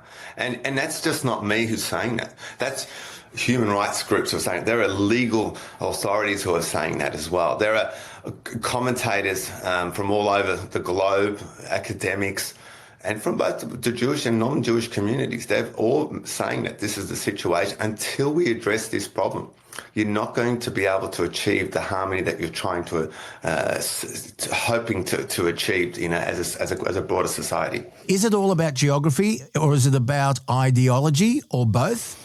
No, it's about justice. If you ask anybody Palestinian, would they be happy to live under Israeli rule, but essentially being afforded the rights that other Israeli citizens are afforded, they would be happy to do so indeed. However, when you have illegal settlements, which basically take over lands that have been owned by generations, using religious texts to justify the taking over of land and kicking people out and demolishing their orchards, their livelihoods, using all that to be able to justify the right to cause such oppression, then unfortunately you're not going to be able to achieve that justice in that land. The history of Palestine is interesting because it's always been, I suppose, it was under the Ottoman rule, no doubt, and then when the Ottoman Empire collapsed at the start of the 20th century, you had basically the British came in and essentially were occupying and looking after and running Palestine as a Palestinian territory. But they essentially promised Palestine a land which didn't belong to them, to the Jewish community. And that's where a problem all started. And in 1947, of course, and in 1948, the establishment of Israel happened. But that caused what's called the Great Nakba, if you want to say it. But for that to happen, then you had to have basically an ethnic cleansing of the indigenous community. And that's essentially where it started, with 750,000 Palestinians almost overnight were made basically refugees in their own homeland.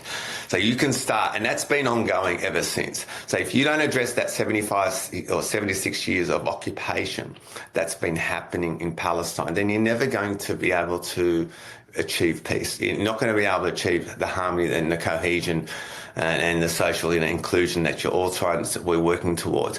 Because one group of people believe it's their religious entitlement or their entitlement to be able to cause this oppression to the others because it's their religious promise that's been given to them by God. So again, if you use religious teaching to justify the fact that you can cause oppression to others, then you're not going to be able to achieve justice. So there's a great example there of what's happening in Israel now with regards to all this instability. Have I made that? It's a bit... Yeah, no, it is very complex. And I think you've explained it really well. I think the world took a deep breath and maybe a sigh of relief in 93 with the Oslo Agreement, and we thought we were going to get somewhere. And, who would have thought that, you would have, and by the way, it was held in secret. That's why it was in Oslo. But it was a deal that lasted 2 years. It was going to go for 5. Yeah. And there seemed to have been a mutual recognition. And you had the PLO represented by Yasser Arafat and the United States. It basically gave self-governance to the Palestine Authority, giving parts of the West Bank and Gaza Strip.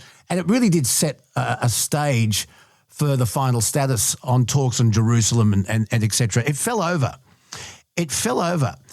Which I think we all think was a terrible shame. Can we get back to a table and come to some agreement again? Good question, Luke. I would hope so. I would hope that we could.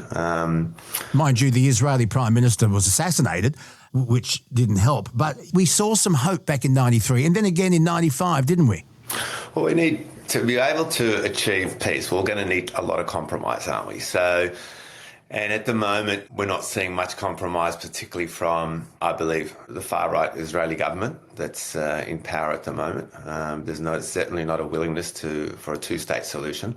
And you can see by their actions, too, how they feel about the Palestinians in Gaza, too. So, and the unabated happenings in the West Bank as well, where we have illegal settlements that have been, by all standards, seen as illegal, but they've been allowed to prosper and encouraged, and they continue to happen, all against international law, at the expense of the indigenous local Palestinians.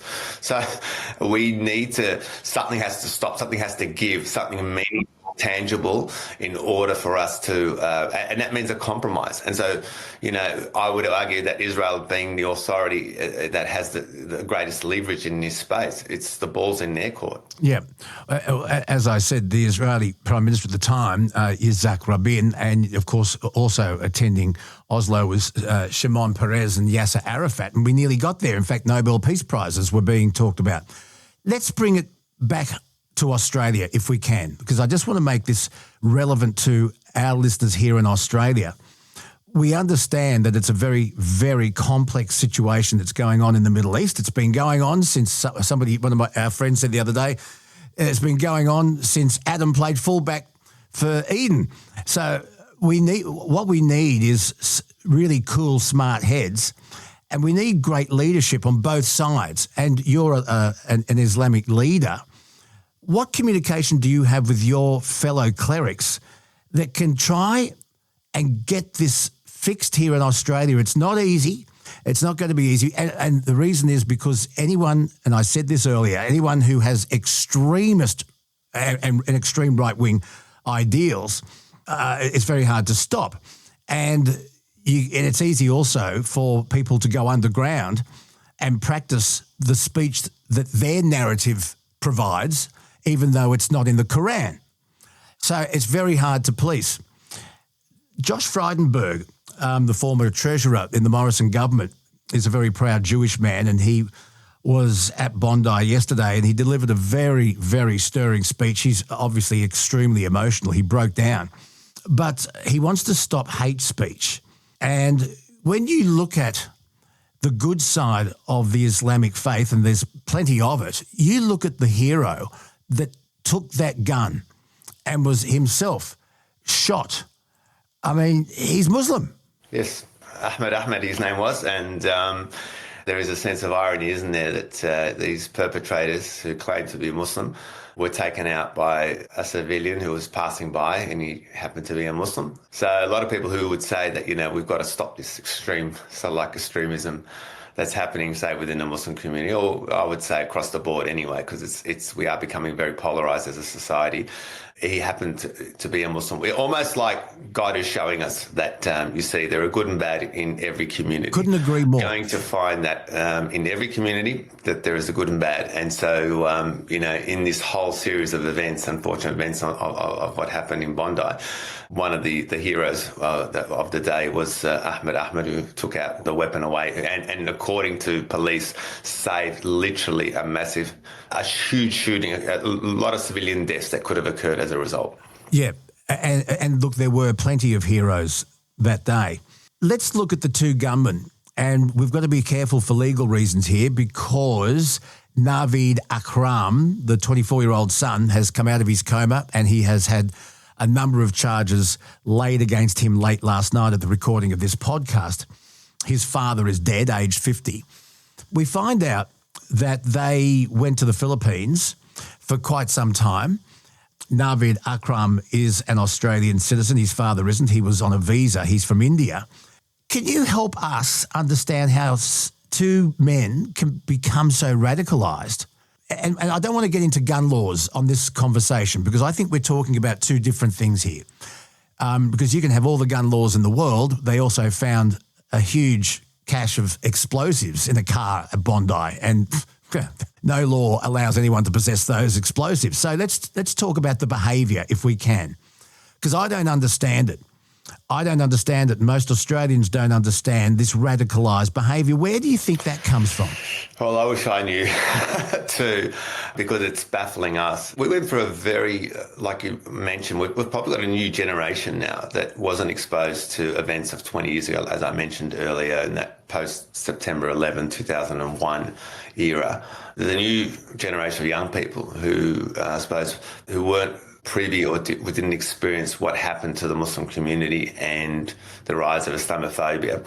But within that time of I'd say 2001, 2005, a series of different global events happened. The Muslim community really mobilised, and we spoke up a lot, loud and clear, about the condemnation of any extremist behaviour or attitude, theology, and its danger. And I think basically we went through a process of re-educating. And I was actually thought that, we have a really balanced community. So when you get what I call these two individuals who come out, it's contrary to everything that I've been hearing within the Muslim community circles, within our mosque spaces, our schools and that, which, teaches us nothing but moderation. And it became really a bit of a non-issue. And in fact, you would have expected, possibly if it had been something of an issue, then, why didn't events from, which has been going on now for several years, the genocide in Israel, why didn't we have something earlier than this as well? So it was all basically, and then we had a peace agreement happened a few months back in Gaza. So for us, having gone through the war of 2 years there, the genocide, witnessing that and no events, what it shows though is that extremism and radicalism can happen. Often usually happens, in front of a PC. So it's off the computer. It's not happening in our mosque spaces. It's not happening in our sermons. I can only speculate that it was certainly off the radar. And it's a father and son, so something obviously within a family that obviously they had some extreme thoughts. It seemed to be. It'd be great to be able to hear the reasons why. But it's something that's so contrary to what I'm experiencing within the Muslim community, who are basically extremely moderate. As we said, probably every Islamic organisation that I know and more came out with press releases of condemnation and public statements. So I don't know what gave rise to it. I really cannot tell you the answer. I wish I did, but because it's so contrary to the messaging that's happening within the Muslim community circles, and also the interactive happenings within the wider community from the Muslim community. And that's always been, I suppose, the formula to be able to create social harmony, the outreach, the engagement, the interaction with the wider community, getting to know one another, not seeing each other through that prism of them and us. One of the most successful strategies I know the Muslim community has engaged in over the last 20 years as a result of those events I mentioned early on, that we've been very proactive in that space. Is it possible that this is, and just go back to the word you just used because it's commonly used, Islamophobia. Yeah. Is Islamophobia really a term that's used to describe Islamic State And because also found allegedly in the car at Bondi was an ISIS, the black flag of ISIS. And I don't quite understand this Sunni Muslim group.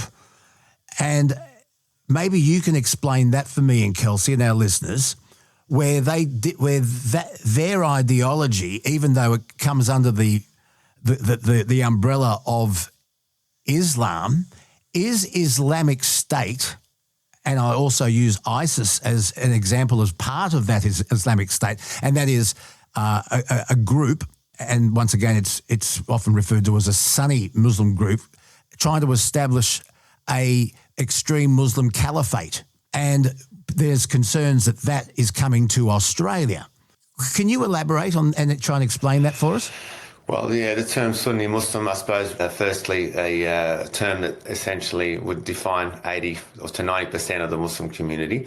It's also, with regards to the idea of a caliphate and the evidence, I've seen no evidence, with all due respect, Luke, with regards to Muslims wanting to establish. That's the fear. That's the fear. That's the fear that's been generated without evidence, without any sort of nothing that we've seen is even remotely true with regards to that statement. I'm not having a go at you here, Luke, or anything like that, because I've heard it before. It's so nonsensical. It's my job to ask objective questions, and people want to know, and people are learning, thinking that they're being educated by social media and public comments, and that's why I wanted to get this from an Islamic elder. Yeah, look, certainly not. That's not the case. The idea of establishing a caliphate here, really, it's so far-fetched.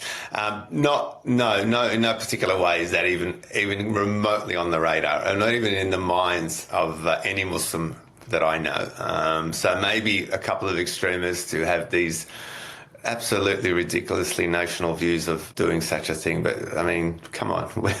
We're a Muslim minority here. We're a small community here, and we recognise that. And as a minority, we live within the laws and the framework of Australian society. So there's no... And the other thing is that, again, I'll take you back to religious teaching. There are religious edicts that essentially say that if you're living as a Muslim in a non-Muslim society, and that society affords you your religious rights, you are compelled to live within that framework of that society. It is not allowed for you to be even contemplating or thinking of toppling that government, because they are affording you all your rights as a Muslim.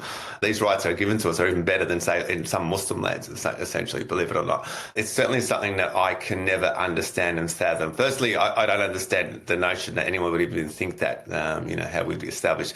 There is those radicals who do have that, and ISIS did prosper in the Levant, in Syria and Iraq, northern Iraq at one point, but just for a small period of time, really. As we know, it's been essentially crushed. The ideology of ISIS is still there. I know that people still have that.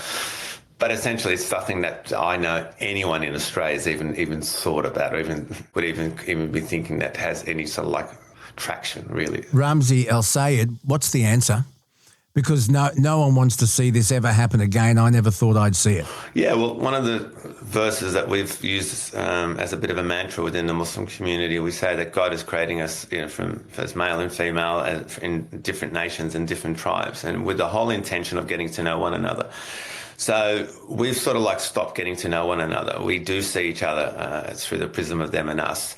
I'll borrow from Anthony Albanese. He says, I think he said something, go hug a Jew. I think what he meant is, go out and outreach and extend your condolences to the Jewish community, understandably. But a lot of people wouldn't even be able to get to that point because they don't know any Jews. They don't know anyone who's of the Jewish faith. And I think this is part of the problem, that we live in our silos and we see each other through the prism of them and us, and we just don't engage. We don't outreach. We don't take the opportunity to get to know someone else from a different culture, different faith tradition. And until we do that, we're not going to be able to break down these stereotypes. We're not going to be able to see each other except through that prism of them and us. So engagement is very important. And that leads to basically education. It means that people will have a stronger understanding of what the faith actually teaches and the practices, I suppose, within that particular faith tradition as well. It's really important to find out, I suppose, about people of different cultures, different faith traditions, different backgrounds. It is enlightening and enriching, no doubt, but it also leads to what we call this social harmony and this non-judgmental approach to others. What's your final message to those people who are hurting? Not just hurting, but broken today. We, in the Muslim community, there's a famous tradition within our faith where a believer is one who believes that his next day is better than his last. So we have to always have the lens of optimism, and that with every hardship there's always a relief. So, after we go through life with lots of trials and tribulations, and knowing that those tribulations are there sent to us by God for a higher reason, in other words, to see how we respond and whether we can reach the best potential within ourselves through those tribulations, and knowing that the relief is very much imminently close thereafter. So always we believe that even, sometimes something that might be perceived as evil, but often a lot of goodness can come out of it. And this is my hope, and in the face of all this evil, that somewhere there'll be some glimmer of light that emerges, and so that we do reconcile, we do heal, we do have a stronger society and community as a result. That is not to belittle or to bypass what went down in Bondi, but in the cold hard light, when things do settle, the dust does settle, that we become a better, especially as an Australian society, as a community, because we need it. There are a lot of people, like you said, who are genuinely broken, people who are scared, people who, sadly enough, have lost confidence, I suppose. And this is where I hope that our leadership, this is where the other thing too, our leaders play a big part in this, to be able to lead us to messaging of inclusion, messages of not judging the other, messaging, realising that these were two individuals who did an act of terror, but at the other side of the ledger there was a Muslim who came along, and it was probably one of the big heroes, so that you can see just within that there's it's all emblematic of the fact that within every faith tradition there is, and within every group there's good and bad. Just remember the 24-year-old son, it's allegedly at this point, because everybody deserves a fair trial. I understand he's acquired legal aid and is still in no fit state to leave hospital, but has been charged with a number of very serious offences, and we'll let the legal system play that one out. Ramzi Elsayed, former president and vice president of the Jewish Christian Muslim Association of Victoria and a senior Islamic cleric, thank you so much. Thanks for the opportunity, Luke. Much appreciated. Luke's on the desk, pushing wrong bloody knobs. Blames the glitch bitch instead of doing his job. Kels rolls her eyes, says, mate, just shut up. She runs this whole circus while he drinks from his cup. We're Bonafide and busted, but you let him stick around. Luke's chilly meltdowns and his bulletproof head sound.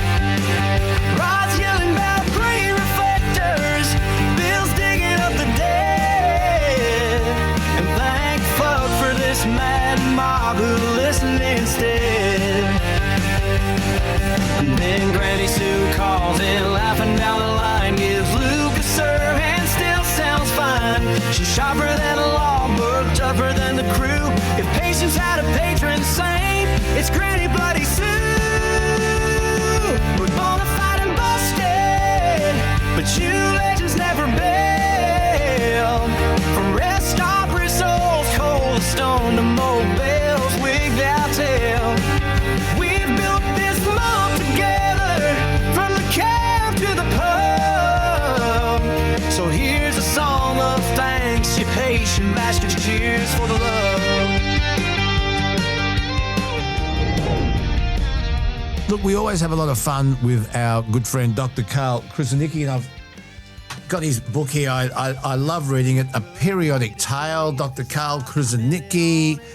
And he today, folks, if you're watching this podcast on YouTube, he's wearing another one of his famous shirts.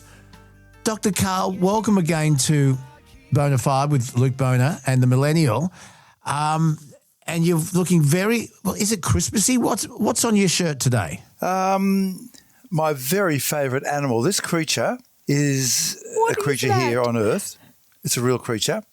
It can survive being put on the outside of the International Space Station, 400 kilometres above the ground, and stay out there in the vacuum of space for weeks at a time, subject to high radiation and temperatures from plus to minus 200, and bring it back in and it survives. And you can then take it down to 2 degrees above absolute zero, minus 271 degrees C, and then bring it up to room temperature. It'll come back and wake up again and say hello to you. It's called a tardigrade, Tardigrade, or water bear, my favourite creature. It kind of looks like lice. It looks like lice. It looks like bed lice. Oh. They're about 1/10 of a millimetre long. They exist in water all over the planet.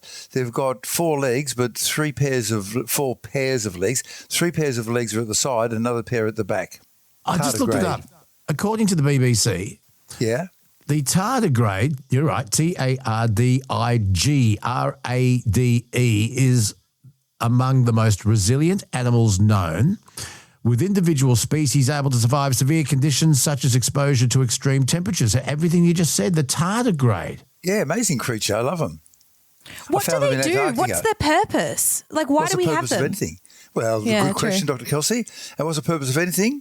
There is no purpose except to have babies and then die and make room for the next generation. It's true. They are part of the ecosystem on planet Earth.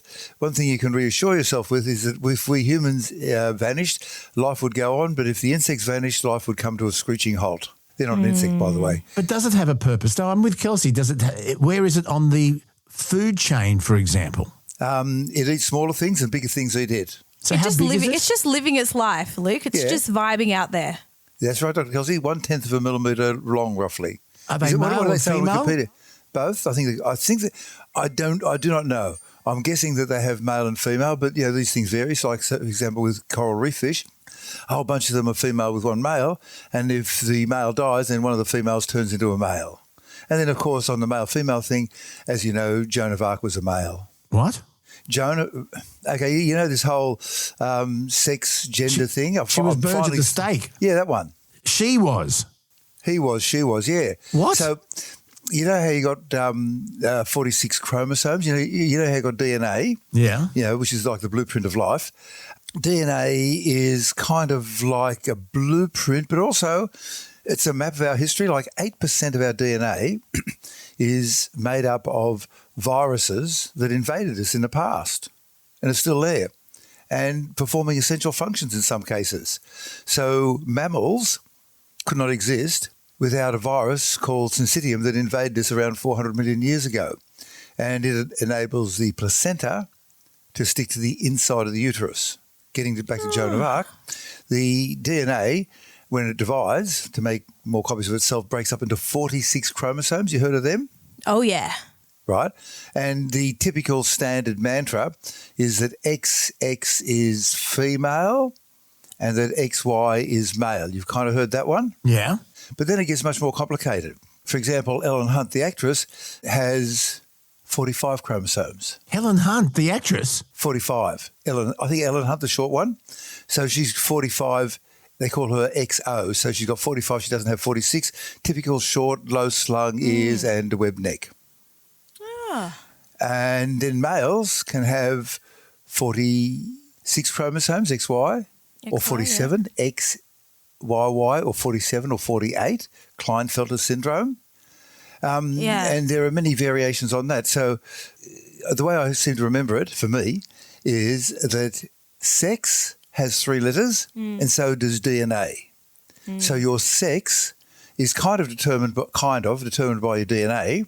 And the other word, gender, that's sort of in your head. Yeah.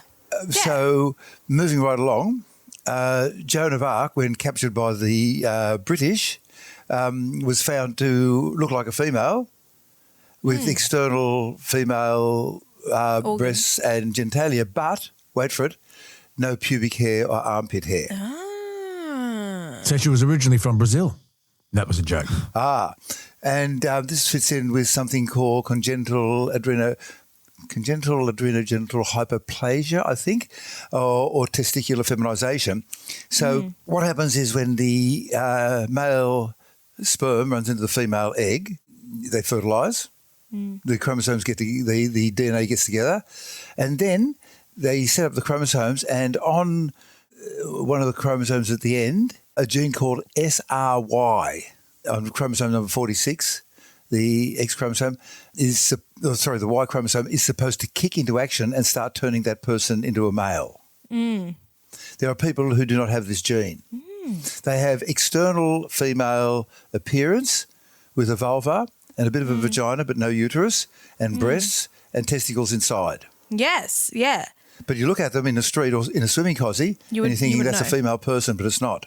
Yeah. Think of the case of a woman in America, this is a true story, who needed a kidney transplant. Yeah. And she had a husband and 3 children. And so they checked around in her family to see who could give her a kidney. It turns out she wasn't related to 2 of her children. What?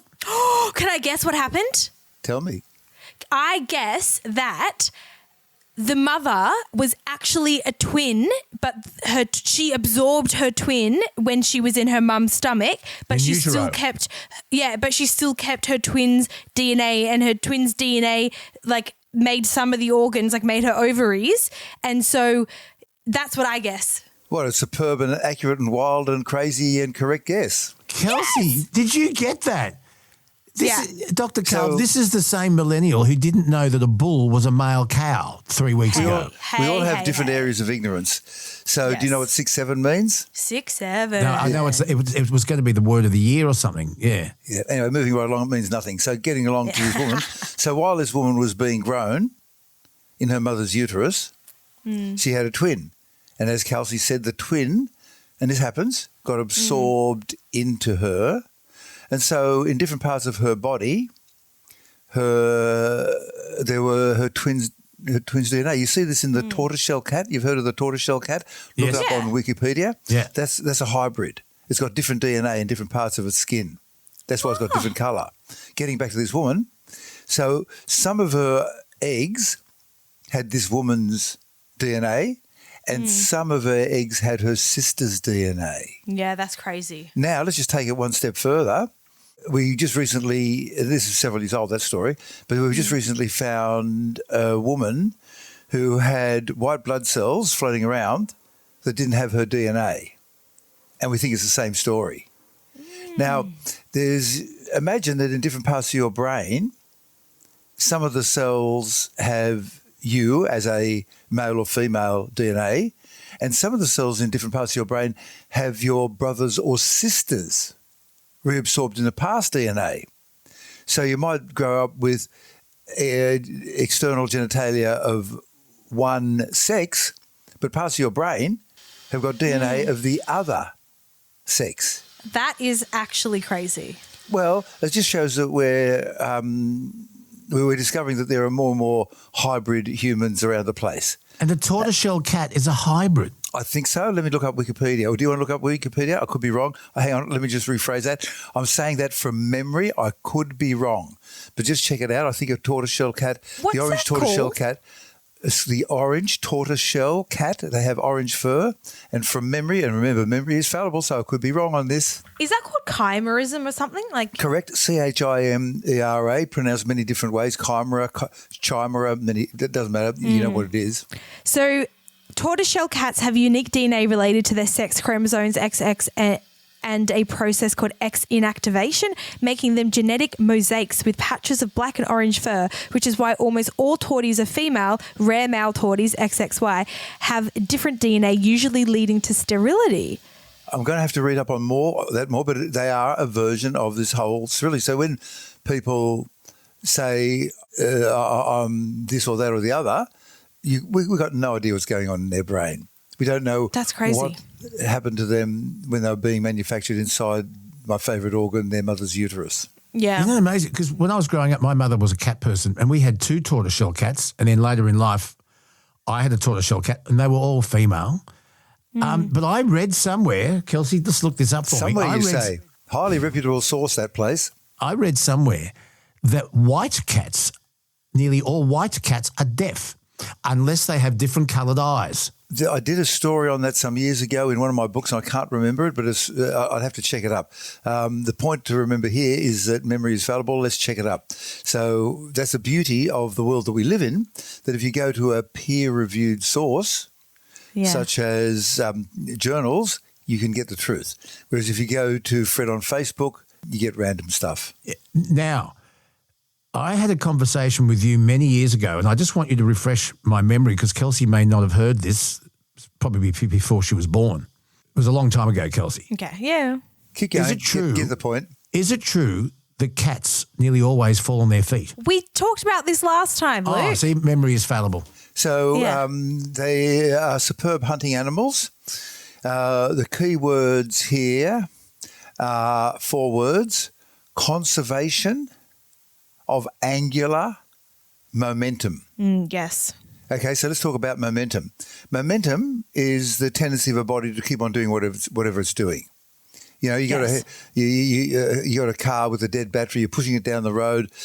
Takes a while to get it going, but once you get it going, it'll keep on going at that speed, limited by friction and the grade of the hill, etc., but it'll tend to keep on going.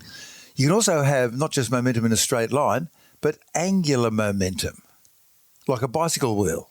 So once you start it spinning, it's not travelling forward. If you lift the bicycle up, once you start the wheel spinning, it'll keep on spinning. Now, let's go one step further. Think of the Olympic Games with the gymnasts, who usually are short.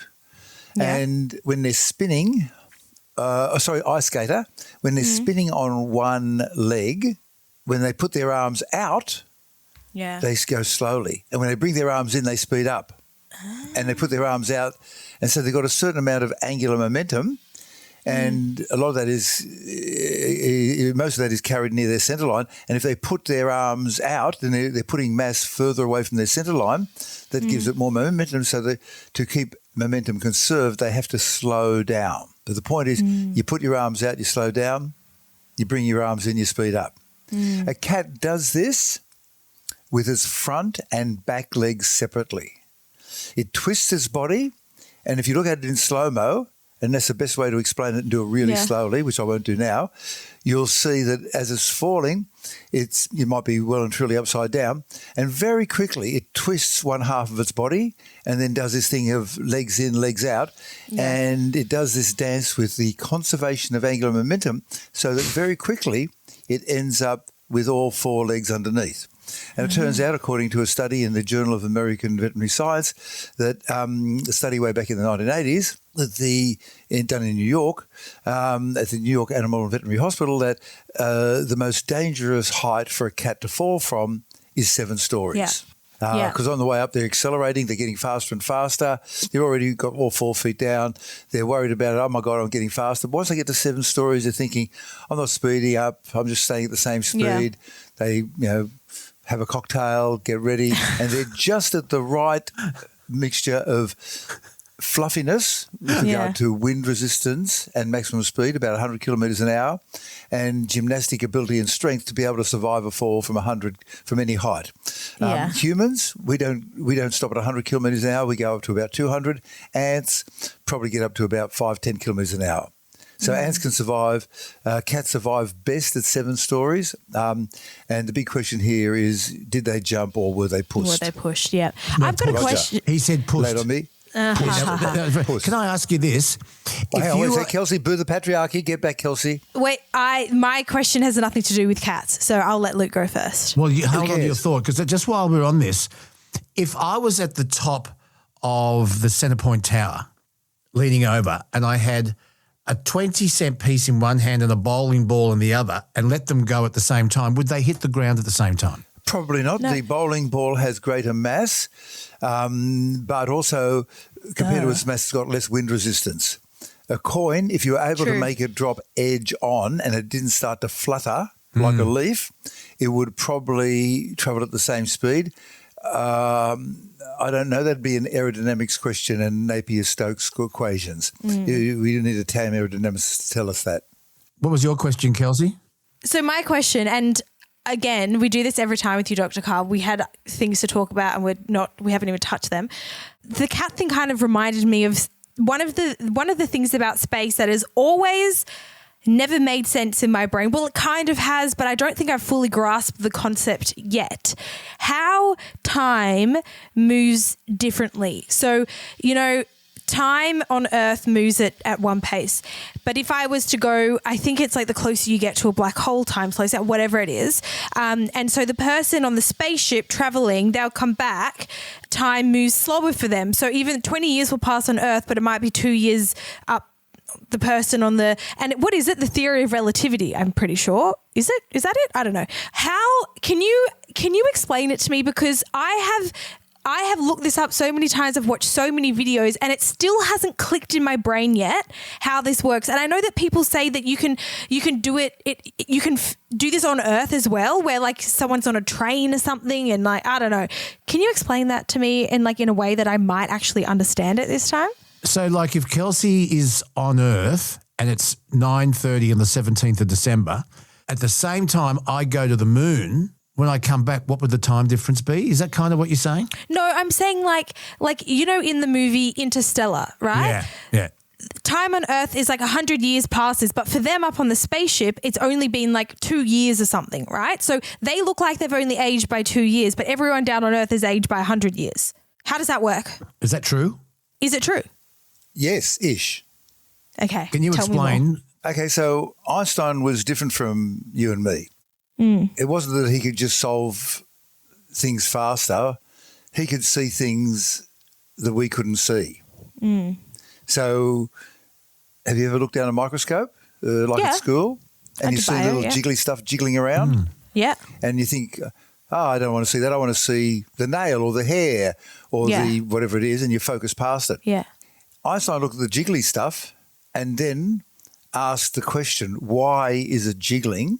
And what is it that's jiggling? And it was pretty easy to work it out because people had looked at that. But then he asked the next question, why is it jiggling? And then he worked out that it had to be jiggling because of the random motion of water molecules. And in 1905, he wrote 5 papers, each one of which could have won a Nobel Prize.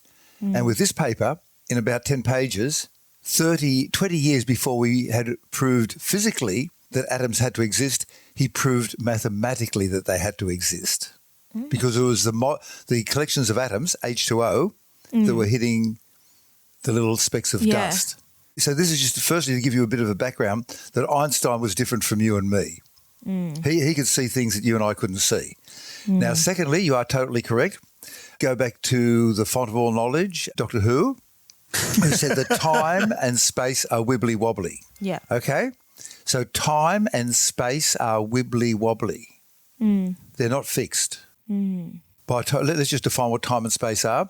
So if I want to meet you for a cup of coffee, you will say, go forward this distance, 100 metres or a kilometre, and then turn, and it will go backwards. Or then you can go left and right a certain distance, and then you can go up or down, meet you in the basement or meet you upstairs. And then finally, the fourth dimension, time, meet me at 4 o'clock for a cup of coffee or 2 o'clock, right? Okay, so they're the 4 dimensions of space and time. And by the way, Einstein, he was a brilliant thinker, but not a brilliant mathematician. He was a good mathematician, but he wasn't brilliant. Yeah. But as a thinker, he was in a different class to most people. And so in 1908, he teamed up with Minkowski, a brilliant mathematician, and they proved that time and space are married together. Okay, so the second thing I want to get you to understand is that time and space intermingled. They're married together. Okay, third thing, relativity. Einstein came up with 2 theories of relativity, unfortunately the same name. One, in 1905, was special relativity. So in physics, special means just a really limited case. Right. I can't solve everything in your life, but I can tell you why nail polish flakes off. Right, okay, yep. And general means everything. And in this case, in 1915, his general theory of relativity, the way you remember what it is, G for general, G for gravity. It's a theory of gravity. Okay, so there's 2 of them. There's the special relativity, which is time and space being wibbly wobbly. Yeah, and then general is related to gravity. Okay, now we're ready with number 4. I want you to imagine that you're sitting. Number 4, the speed of light is 300,000 kilometres a second. Uh-huh. Okay, just remember that. It's really fast. Or I think 300 metres in a microsecond, in a millionth of a second. Same thing. I think it's right. Okay, now you're just sitting on the porch and you're having a cup of tea, and a car goes past you at 1 kilometre per second, or 1 metre per second below the speed of light. So you're sitting on the porch and there's a road out the front and the car goes whoop across in front of you, and you can see the car travelling at just under the speed of light. I mean, there's all sorts of, forget the shock waves and the noise and all that sort of crap. You know, there might be a vacuum or something between you, but you can see the car going past. Yeah. And then the driver of the car switches on the headlights. Yeah. The car's moving at 1 metre per second below the speed of light. And so in the first second, that beam of light pulls ahead of the car. It's travelling at 300,000 kilometres a second, but the beam of light pulls ahead of the car by 1 metre. Because it's moving faster. Second, because it's going faster, yeah. Light is faster than the car by 1 metre per second. You know, it's like you throw a ball ahead of you at 1 metre per second, and in the first second, relative to me, so there's this word relative, it's going to come up again. Relative to me, the car is going across my bow at 1 metre per second below the speed of light, and they turn on the headlights, and in 1 second, you know, I've got a really good telescope so I can see what it's doing, and we won't even get into that, but in 1 second, the beam of light pulls ahead by 1 metre in front of the car. I can see it go, and in the second second, it goes another metre. Okay, you fine with that? Uh-huh. Yeah, got it. Okay, right. Let's just absorb that and just soak it up, believe it. I'll have a cup of tea with my special periodic tale cup. Okay, love it. Right. Take a sip, let it absorb now we into go the brain. and take a different relative point of view, the driver of the car. Yes. Now, Einstein said, and he's correct, that in a vacuum, and his car's travelling in a vacuum, I forgot to mention that, the speed of light is always the same. Okay, yeah. It's always the same. We have measured it so many different ways, going this way and that way and that way. There's no ether, there's no background motion. The speed of light is always the same. Yeah. Right. Now, let's look at the driver in the car. They're driving in a car and they're going really fast and they can see me at the side of the road. Yeah. And they turn on the headlights and the beam of light runs away from the car, not at 1 metre per second, no, because every observer sees the speed of light as 300,000 kilometres a second. In 1 second, they see the beam of light pull ahead of their car by 300,000 kilometres. I'll just say that again. They're in a car, they turn on the headlight, and in 1 second, that beam of light goes 300,000 kilometres. How? But I'm at the side of the road. My 1 second, I see it only go 1 metre because time is relative. Their time has slowed down. They've got a clock, and for their clock to tick 1 second takes hours, years, relative to me. Your brain hurts, Kelsey. Mine is. I was following that right up until then. Can I ask you this? If you were in a spaceship that was travelling at the speed of light... You can't travel at the speed of light. Forget that. No, but just under. But let's just say you were. You can't. Okay, assume you have got no mass and you have a massless spaceship and you have no mass and you're travelling at the speed of light. This is what Einstein used to do. He imagined himself travelling at the speed of light. Go on. That's a very good start, Dr. Luke. I'm up the back of the spaceship, and while it's travelling at the speed of light, I walk to the front of the spaceship. Am I then travelling faster than the speed of light if I walk from the back of the spaceship to the front whilst it's travelling at the speed of light? There's a thing called phase velocity, which is a whole different ballpark. Yes and no. But let's just get back to this one. Okay. So how can two observers looking at the same event, which is the beam of light leaving the headlights, at the side of the road, in my 1 second, I see it travel 1 metre. But in the car, the driver in their 1 second sees it travel 300,000 kilometres. Wait. Is the 1 second is it actually 1 second in the car? Like, right, you've hit it. Time is wibbly wobbly. That 1 second lasts for maybe 11 months of my clock because time is wibbly wobbly. Just accept it, Kels. No. You'll have to sleep on it and then wake up again. But you're dead right. That is a problem. It hurts my head as well. But the point is that time is wibbly wobbly. So if I've got an atomic clock and if I lift up that atomic clock by 1 millimetre, I am further away from the centre of the earth. And the gravitational field is weaker, so it goes faster. But on the other hand, if I drop it by 1 millimetre closer to the centre of the earth, it slows down. This is what happened with the black hole. Yeah. In an intense gravitational field, it turns out that time is also slowed down. And we can put this experiment was done first with regard to the clocks back in the 1970s, and they put them in seats 1A and 1B, 2 atomic clocks, and they called them Clock 1 and Clock 2. They had their own seats in first class or business class, and 2 scientists had these atomic clocks on the aeroplane and atomic clocks back home. And they took the atomic clocks on a Jumbo 747 on a loop around the world, and when they brought them back, they were younger. They had not, their time had slowed down because they were travelling at some, even 600 kilometres an hour, 800 kilometres an hour. It's not very fast compared to the speed of light, but it was enough to slow down. Then we could measure it with the primitive atomic clocks we had back then in the 70s. So it's got to do with your position in relation to gravity? 2 things, both gravity and time. Both gravity and speed stretch time and space. Right. And this is why it matters where, like in Interstellar, for example, the time difference mattered depending on how close they were to a black hole. Yes. So like some planets, because they were close. Yeah. So with regard to, GPS. Yeah. Mm-hmm. At the moment, GPS is accurate to about 5 metres for most of us. And if we get super accurate clocks that are 1,000 times better, we can be accurate to 1,000 times better than 5 metres, which is 5 millimetres.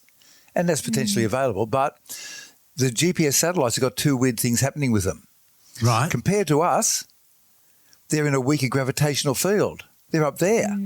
So their time goes slower.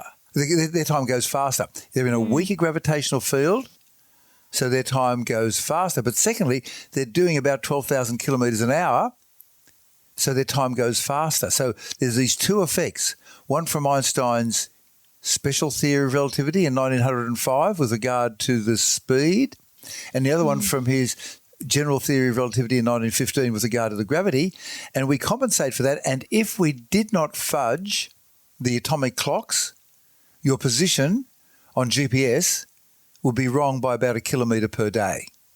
It'd be useless. We actually have to fudge. We have to incorporate Einstein's theory of relativity so that slightly inebriated people on a Saturday night can successfully navigate their way to a pizza bar to get their healthy filling of saturated fats.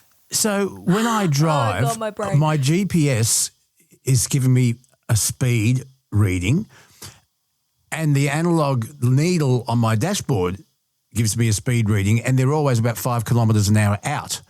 Which one do I go by, the one on the car or the GPS reading? The GPS. The GPS is more accurate. Yes, because the one on the car, the way that the legislation is written is that with regard to the error band, it always has to overread. A speedo always have to overread. So in physics, one of the things you do when you study physics is a course called the Physics of Measurement. And straight away you realise you can't measure anything accurately. There's always an error band. And that's why I would personally like that whenever a politician comes out and says that this project will cost so many dollars, that they have what we call in physics a 95% confidence limit, where we are 95% confident that the true cost will lie between here and here. And so you might say it will cost $5 billion, and we're 95% confident the real cost will come with somewhere between 4.5 and 5.5. So the physics of measurement is a very important thing. And so getting back what we were talking about, the clock, that was just my little detour. I want politicians to, in future, actually incorporate error bands into what they say, as opposed to 3 years later when they've had their mates do the project and get huge amounts of money out of it, they say, oh, sorry, it's going to cost 10 times more, suck it up and see. It's crazy that we don't have that in place already. Vote for me next time I run for the Senate and you will have it in place maybe. Now, Are you running for the Senate? Not yet. Yeah. But are you thinking of it? I did it once and got massively blindsided, and it was a good education. I learned a lot. And would you do it again? Maybe, depends. Oh, what would your party be called? It'd be called Dr. Karl Climate Change. And I love that. Dr. Karl for the future. My overall philosophy would be all the decisions would be based on making the world a better place for our children and also a better place for now. Both of those. But anyway, getting back to the timing thing. So it is hard to get your head around it, but the basic principle is, firstly, the speed of light is constant for every observer. The speed of light in a vacuum, not in air, not in glass, not in water, but in a vacuum, because what happens in the air, etc., it's absorbed and then re-emitted, and then absorbed and re-emitted, and it slows it down a bit, that process of being absorbed and re-emitted. But in a vacuum, so the first thing is that the speed of light is always the same. And then Einstein asked this question, what happens if I'm on a train travelling at 1 metre per second below the speed of light and I turn on the headlights? How come the driver of the train sees the beam of light travelling at a different speed or sees something different from the observer at the side of the road? They both see the beam of light travelling at the speed of light, but in one case it's running away from the train or the car at 1 metre per second or 300,000 kilometres a second, and the only way you can have both those situations happen is if the clock on the train or the car is running very slowly. And so with a Large Hadron Collider, I think the figure is like this. They get hydrogen ions on this huge ring of about 20-something kilometres around to travel at 99.9999991% of the speed of light. And at that speed, 1 second for the hydrogen ions, for them, if they've got a clock, if that clock ticks 1 second, for us, that's 11 months. Time is wibbly wobbly, but the thing is, it's built into your phone. It's built into your GPS system. Okay. You could not get to a pizza bar without that wibbly wobbly thing being built into the time signal that's being sent from the satellites. You know, they work by triangulation. You know about triangulation? Yeah. So the Greeks did that a couple of thousand years. Yeah. It's a couple of thousand years ago to work out the distance to something so they could throw catapults stones accurately with catapults. Now, we were talking about this on another podcast, but it's 40 years since the Back to the Future trilogy, well, number one. Really? That was much? released. Wow. 40 years. And so I've got to ask you this question. We all know that Doc Brown's invention, the flux capacitor, required 1.21 gigawatts of power.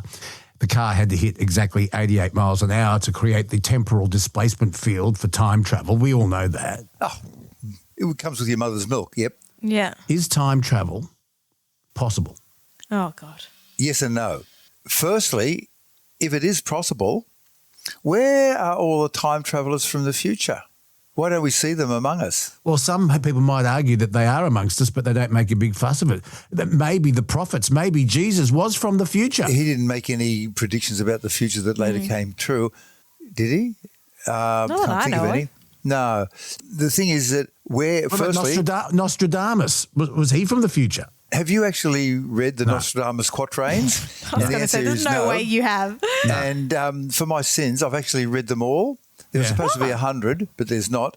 And they're really vague. And they say things like, when the sun is setting and the red runs across the pond, then the ducks shall land, leaving ripples in all directions. And that obviously proves that Putin is going to invade Ukraine. There's no other possible interpretation of that, right? You know, that sort of stuff. Yeah. And so actually go to the trouble of reading the quatrains. No, I don't know. Kelsey, can you read it for me and then paraphrase it? Can you? No, it's easy to find on the web. You've got all this knowledge.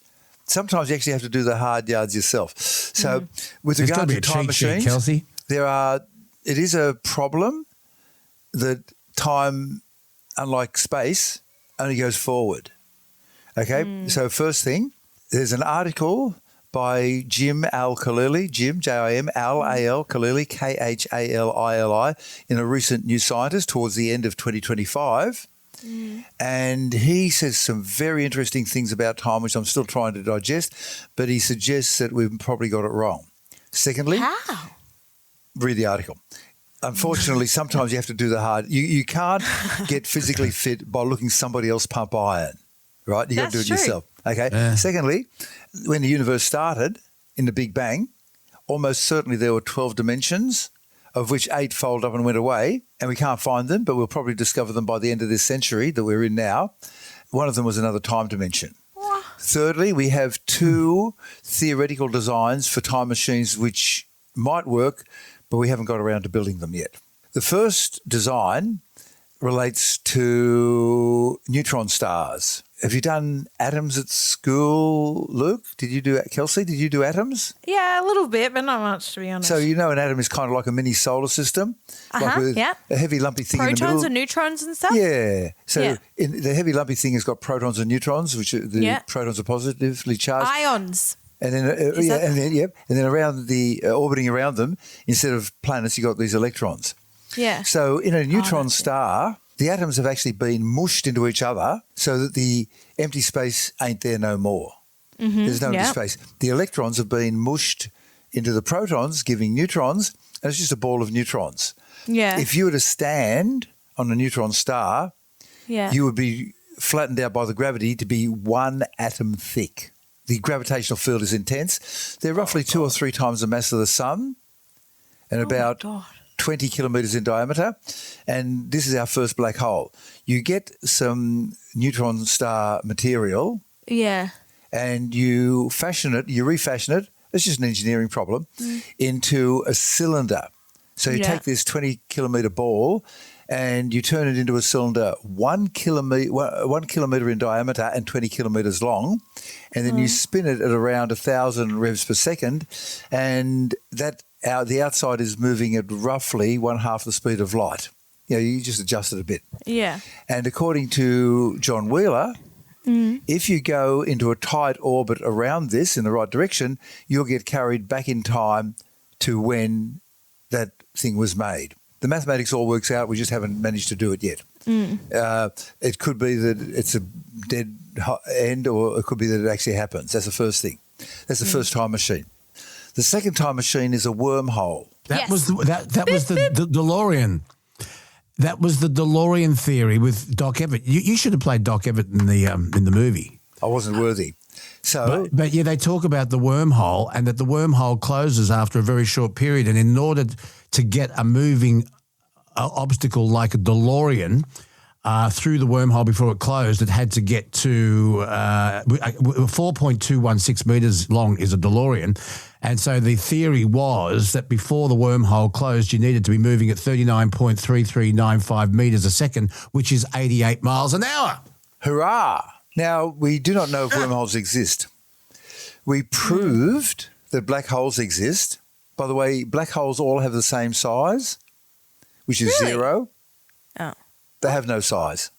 They're just a point in space. Because they're just nothing, right? Yeah. No. You've got something. What you've got is something between it's a mass. 5. It's pushing down really far. There's no up or down, but it is a mass. That is correct. It has a mass of something between 5 and 50 billion times the mass of our sun, but all stored in a volume of 0.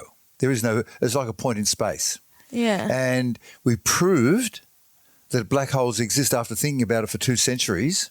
Yeah. We proved that they existed with the Hubble Space Telescope in the early 90s. Yeah, because light bends around it. That's part of it. And they've got an intense gravitational field. Then there's one in the middle of our galaxy. It's a light one. It's only about 4. Anyway, it's only 4 million times the mass of the sun. But as we're coming to the end of our time, let's move along. Now, we've proved... Time's relative, Doc. It's wibbly wobbly. True. We've proved that black holes exist. Yeah. Wormholes, no. So back in 1935, Einstein, who, as I mentioned, was a brilliant thinker but only a good mathematician. Ordinary mathematician. Better than you and me, but still not brilliant. He teamed up with two brilliant mathematicians, Rosen and Poldovsky, in the 1934-35. And in one of the papers, they called it ER, that's how the physicists call it, ER, short for Einstein-Rosen.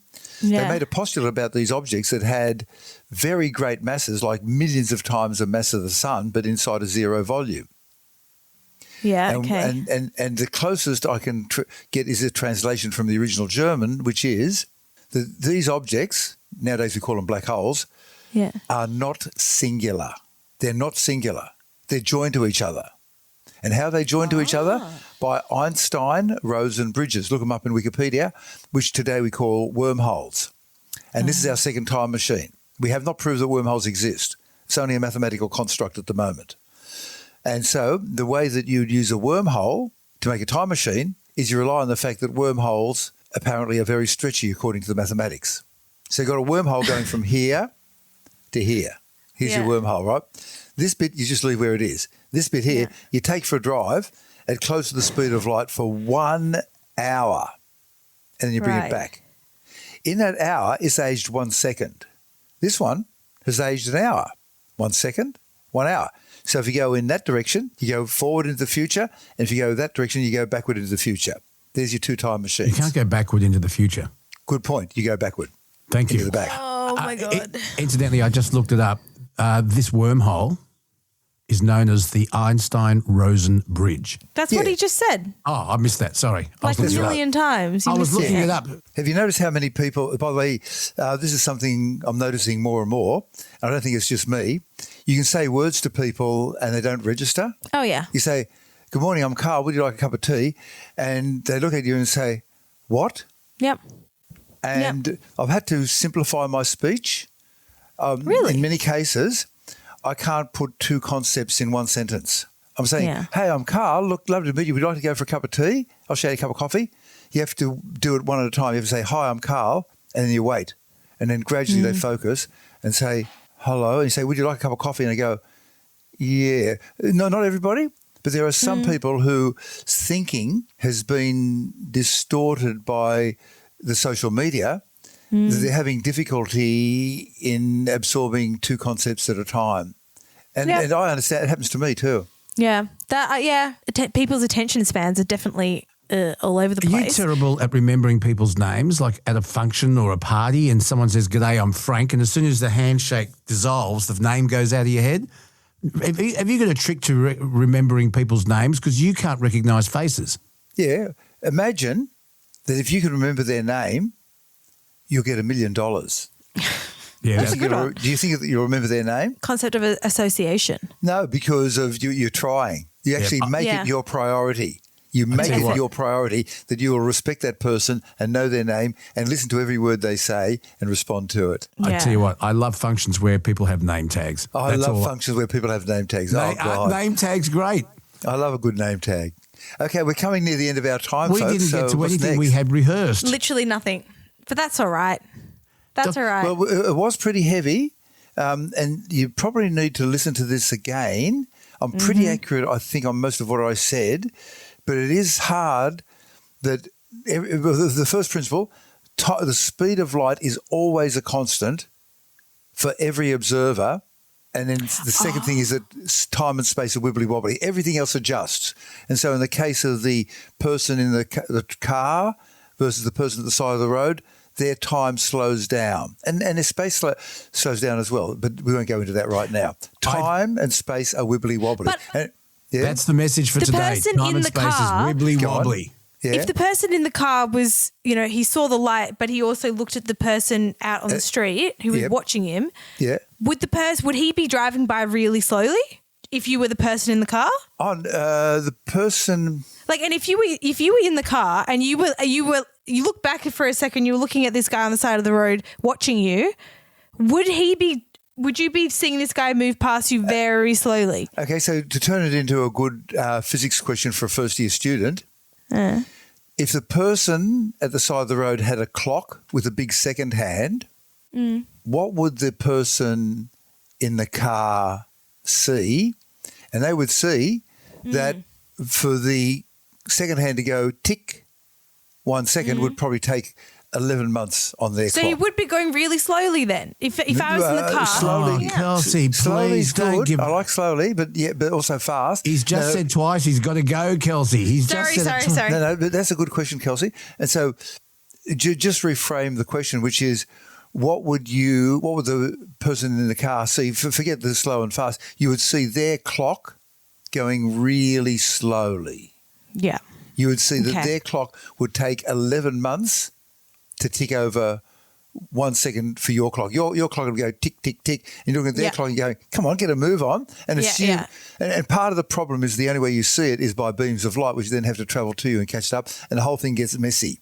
But it's a beautiful thing. Dr. Okay, Karl. well, that's my lesson for today. That's my physics lessons done. And luckily, Kelsey, there is no exam. Yes. Dr. Karl, thank you so much. There it is, a periodic tale. And the lesson for today is that time and space are wibbly wobbly. See you later, guys. Start listening to Bonafide. It's a really good podcast show. Available on Spotify. It's a really good download. Stop apologizing for missing an episode. Time is short, life is good. It's time for us to turn to a hardcore man cave.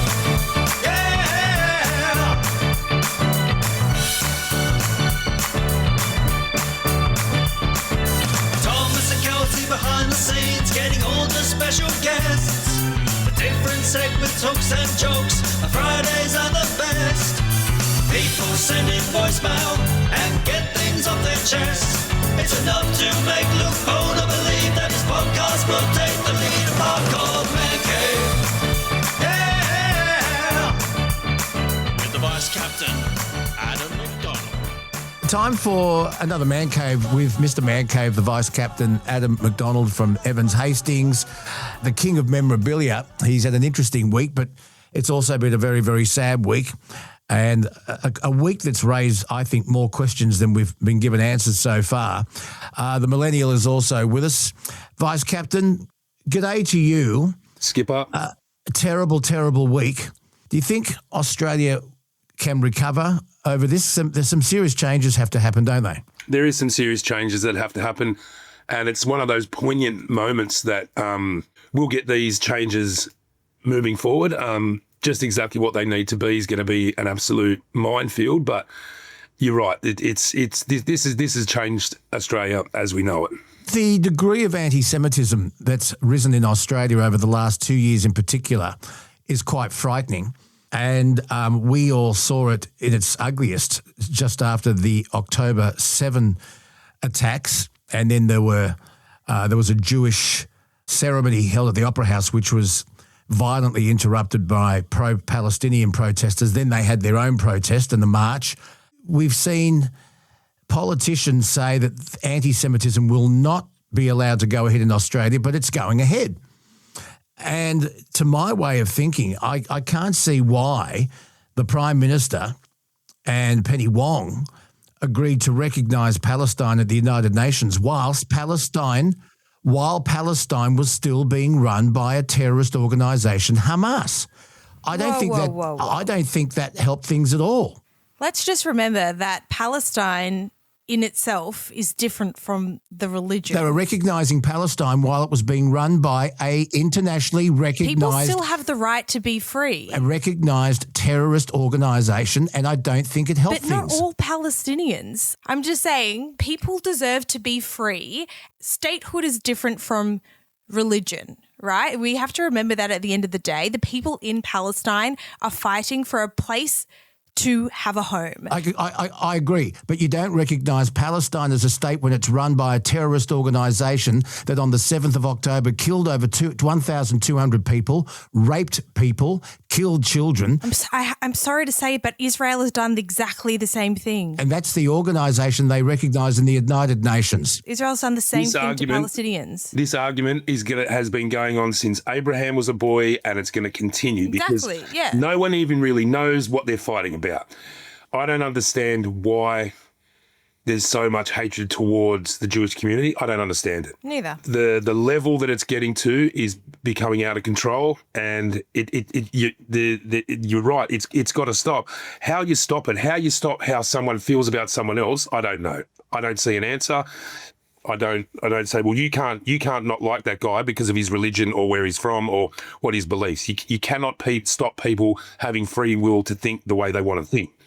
What you got to do is get people, regardless of what they think and how they feel, is not to react in the ways that people are reacting. One thing I don't understand, another thing I don't understand is that the special envoy that the government handpicked, led by Gillian Siegel, wrote, it's an enormous document on how to combat anti-Semitism in Australia, and nothing's been done. And she was appointed to this position by Anthony Albanese, and it sat on his desk. Nothing has been done. They're now saying, we better.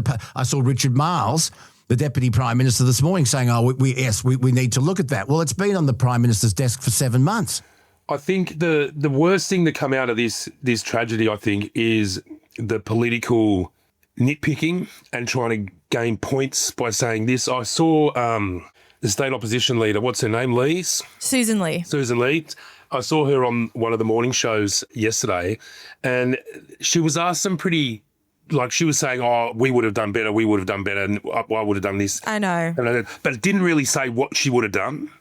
And it's sort of just patting themselves on the back saying, well, they didn't do this and we would have done better, but no one has said what they would have done better. Well, I also think that whatever government was in power when this happened would have been criticised. Absolutely. Right? You cannot get away from a tragedy like this without governments being criticised, as they rightly should. People should question. They should ask questions, and we need to hold governments to account. That's what democracy is about. But let's not pretend that there's some righteous, glorious party that would have handled this immaculately. Okay, but if you're going to appoint and employ special envoy on how to address anti-Semitism, surely you pay attention to the report that the taxpayers pay for, not have it sit on your desk for 7 months. But if you look at the inaction of governments on both sides, you're going to find them doing this shit. Another question that needs to be answered, and that is the question of our gun laws, which have worked up until Bondi, since Port Arthur. Is it a matter of gun laws, or is it a matter of these people who, like, for example, the shooter, the father and the son, were under the ASIO spotlight at one point. They fell off. How is someone like that allowed to have 6 guns? Well, now, these guns were described by some media commentators of weapons of mass destruction. They weren't automatic weapons. They were bolt-action, single-action rifles. Single-shot bolt-action, that's right. And an expert from the Department of Defence, an ex-soldier, looked at the replays very, very carefully and said, this guy, it's a single bolt-action rifle, but he was using it with military precision. He said it was obvious to him he'd had military training in this particular weapon. We now find out that the father and son had been visiting the Philippines, where it's well known that members of ISIS and radical Islamists train at the foothills of that particular part of the Philippines. How have these people who have fallen through the cracks of ASIO, fallen through the cracks of the Department of Defence, the Home Office, the New South Wales Police Department, how is someone like that allowed to have 6 guns? I don't understand it. And apparently there's no limit to the amount of guns you can have so long as you apply for them legally. That's right. So I was looking into this last night, and there is a website called toomanyguns.org. You can go onto that website, you can put your postcode in there, and it'll tell you how many registered firearms there are in your area. So I put in Queanbeyan. In Queanbeyan, the greater area, has about 45,000 people, right? Yeah. The amount of registered firearms in Queanbeyan is 10,901, right? That is a lot of guns. It is a large rural area too. Can we say that farmers might have 2 or 3? Yeah. The largest number of guns held by one registered owner, and this is collectors not counted. So you've got vintage guns, you've got antique guns, these collectors, they're not counted. So one human in the Queanbeyan area has 222 registered fucking firearms. Christ. That is crazy. That is frightening. Why? It is absolutely terrifying. There is absolutely no need to have that many firearms. But the problem is, how are you going to get them to hand them in?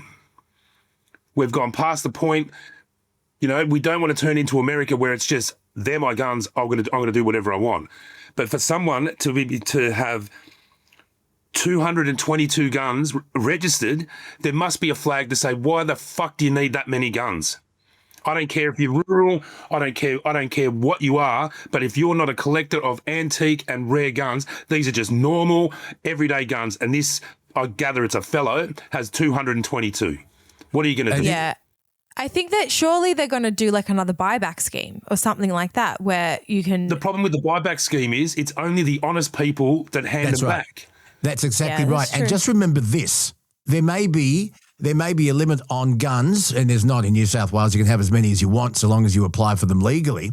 But just remember, they found a car at Bondi full of explosives. That's illegal, but they got hold of them somehow. If there's a will, there's a way. You'll find illegal weapons no matter whether they're legal or illegal. What about the car full of explosives? It's crazy. I think the bigger issue is the fact that they left the country, went to a known radical Islamic training Area. ground, I guess.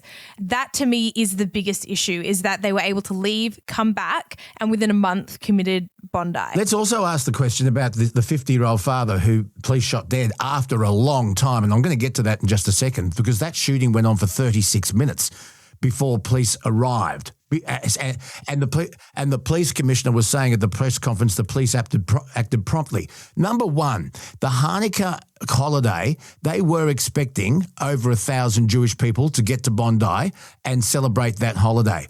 Where was the huge police presence that should have been there? There were private security guards. The police commissioner didn't even know if the security guards were allowed to hold firearms. He said, I don't know, I'll have to get back to you on that. So it should have been surrounded by police anyway. But let's get back to Sajid Akram, this prick, the 50-year-old father who's obviously radicalised his son Navid Akram, the 24-year-old, who's just woken up from a coma, by the way. We'll have more details on that as they come to hand when police question him. This guy was not a citizen. He was on a visa. He had a tourist visa. Then he was on a residence visa. But he never once in 28 years applied to become an Australian citizen, Adam. Never once applied to become a citizen. He was travelling in and out of the country on a visa. And yet he's got 6 firearms. 6 registered firearms. So this is where it's obviously government departments aren't talking to each other, or there's no automatic cross-checking with these issues. So let's look at the police response. And I know 2 police officers were shot, one off duty, one retired. And I'm not bagging the police, but their intelligence let the place down incredibly. This was a well-publicised Jewish event. And the shooting went for 36 minutes. In fact, if you look at the streaming, and Kelsey showed me a lot of it the next day, you can actually watch the whole thing in real time from people's different phones and do the timeline. 36 minutes, Adam. There were police on scene. You can hear sirens in the scene, background, but why did it take 36 minutes for a huge police presence to be there? You had more action coming from private citizens than you did police. I mean, I think that the police intelligence, there should have been 300 police there to start with. Let's just remember that the shooters had long-range rifles. There was police That's on right. scene. The police should have been there. Let me tell you, Kelsey, when was the last time you went to Canberra Airport? There are federal police there with long arms. You know why? Because that's what they'll use if things turn to shit.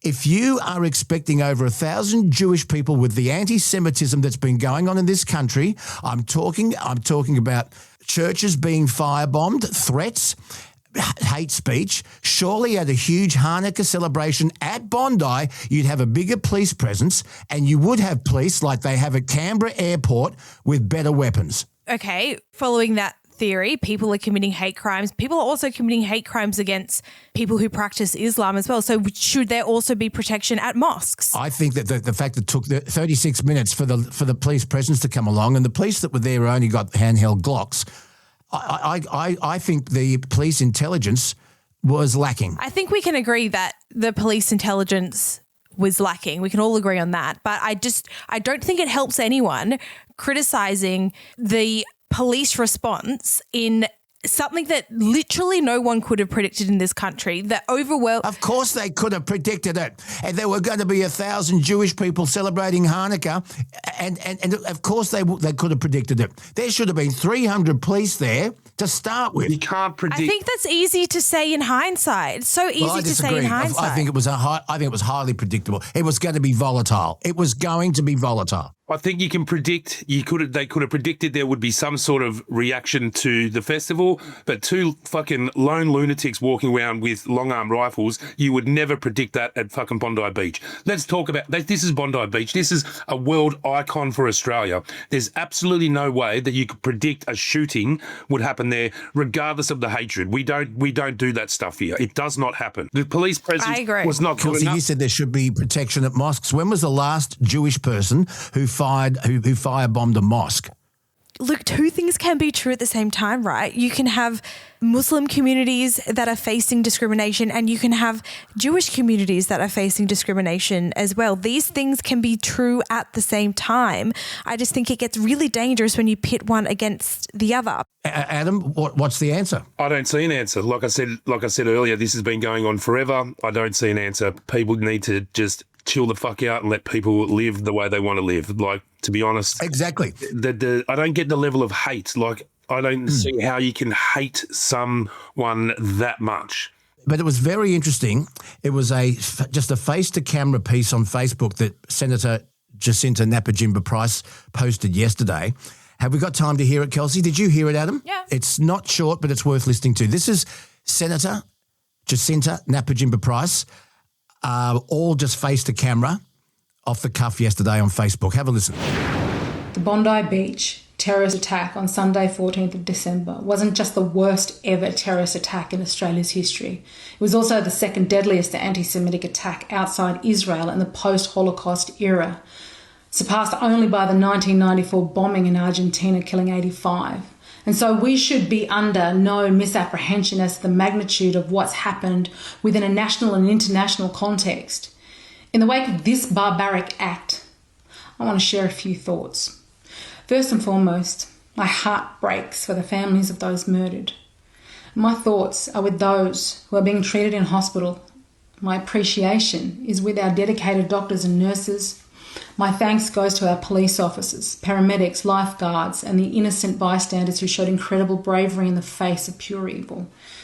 My condolences are with all Australians of Jewish faith, a cherished community which shouldn't live in fear. In some of the messages I've heard from leaders today, there's been a sentiment of don't look back in anger. But I'm angry, and Australians have every right to be angry. An attack of this nature was foreseeable. Prime Minister Albanese had the gall to say he would do whatever is necessary to stamp out anti-Semitism. He's treating Australians like mugs. There is a long thread connecting the Bondi attack and every anti-Semitic incident on our soil back to the Prime Minister's weak and supine response to the hate-filled mob that gathered on the steps of the Sydney Opera House on the 9th of October 2023. Consider what we've seen in almost 800 days since. There's been the Caulfield riots. There's been the storming of the Crown Plaza Melbourne, the doxing of Jewish creatives. There's been encampments on universities, campuses right across our country. Islamist hate preachers able to say what they want. An academic indoctrinating preschool children, activists unfurling banners on the roof of Parliament House, the offices of parliamentarians vandalised, homes, cars and memorials graffitied, Jewish Australians and students accosted on public transport, the Adass Israel Synagogue firebombed, 2 nurses calling for the murder of Israelis, protesters worshipping terrorists, death cults, and Iran's dictator. Almost weekly anti-Semitic marches with mobs chanting genocidal slogans and a lot more than that. Under this Prime Minister, intolerable anti-Semitic incidents have been tolerated. And that's led to more intolerable anti-Semitic incidents. Perpetrators have not been held accountable, and that's meant would-be perpetrators haven't been deterred.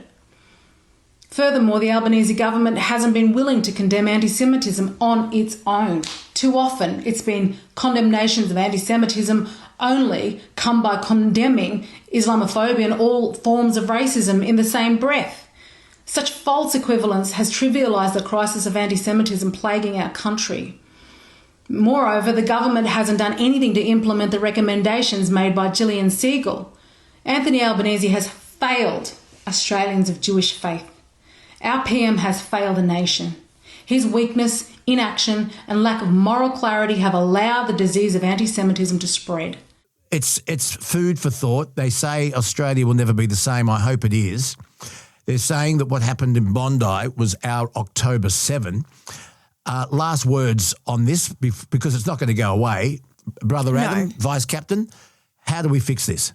Look, Luke, I think we try and tighten the gun laws, but you can't, like I said earlier, you can't stop people feeling the way they feel. You can't stop people thinking the way they think. Everyone just needs to take a chill pill and get along. Like I don't see an end to it. It's been happening forever. It's going to happen forever. Just the magnitude of what's happened in this country is it's changed. It's changed this. Like, okay, there's a lot of focus at the moment, Kelsey, on immigration, and this happens. So, do we look at our immigration laws? Do we look at screening people better who want to come to live in Australia who hate our way of life? Is there any way of screening those people out? For example, Pauline Hanson's talking about the ISIS brides who, and we don't know if they've been radicalised, but they want to come back to Australia after being warned by DFAT not to go over there. And so how do we better screen people who want to live amongst us and make sure we don't invite people here who hate us? Look, I don't have the answer to that, but I do think, of course, we need to have better practices in place.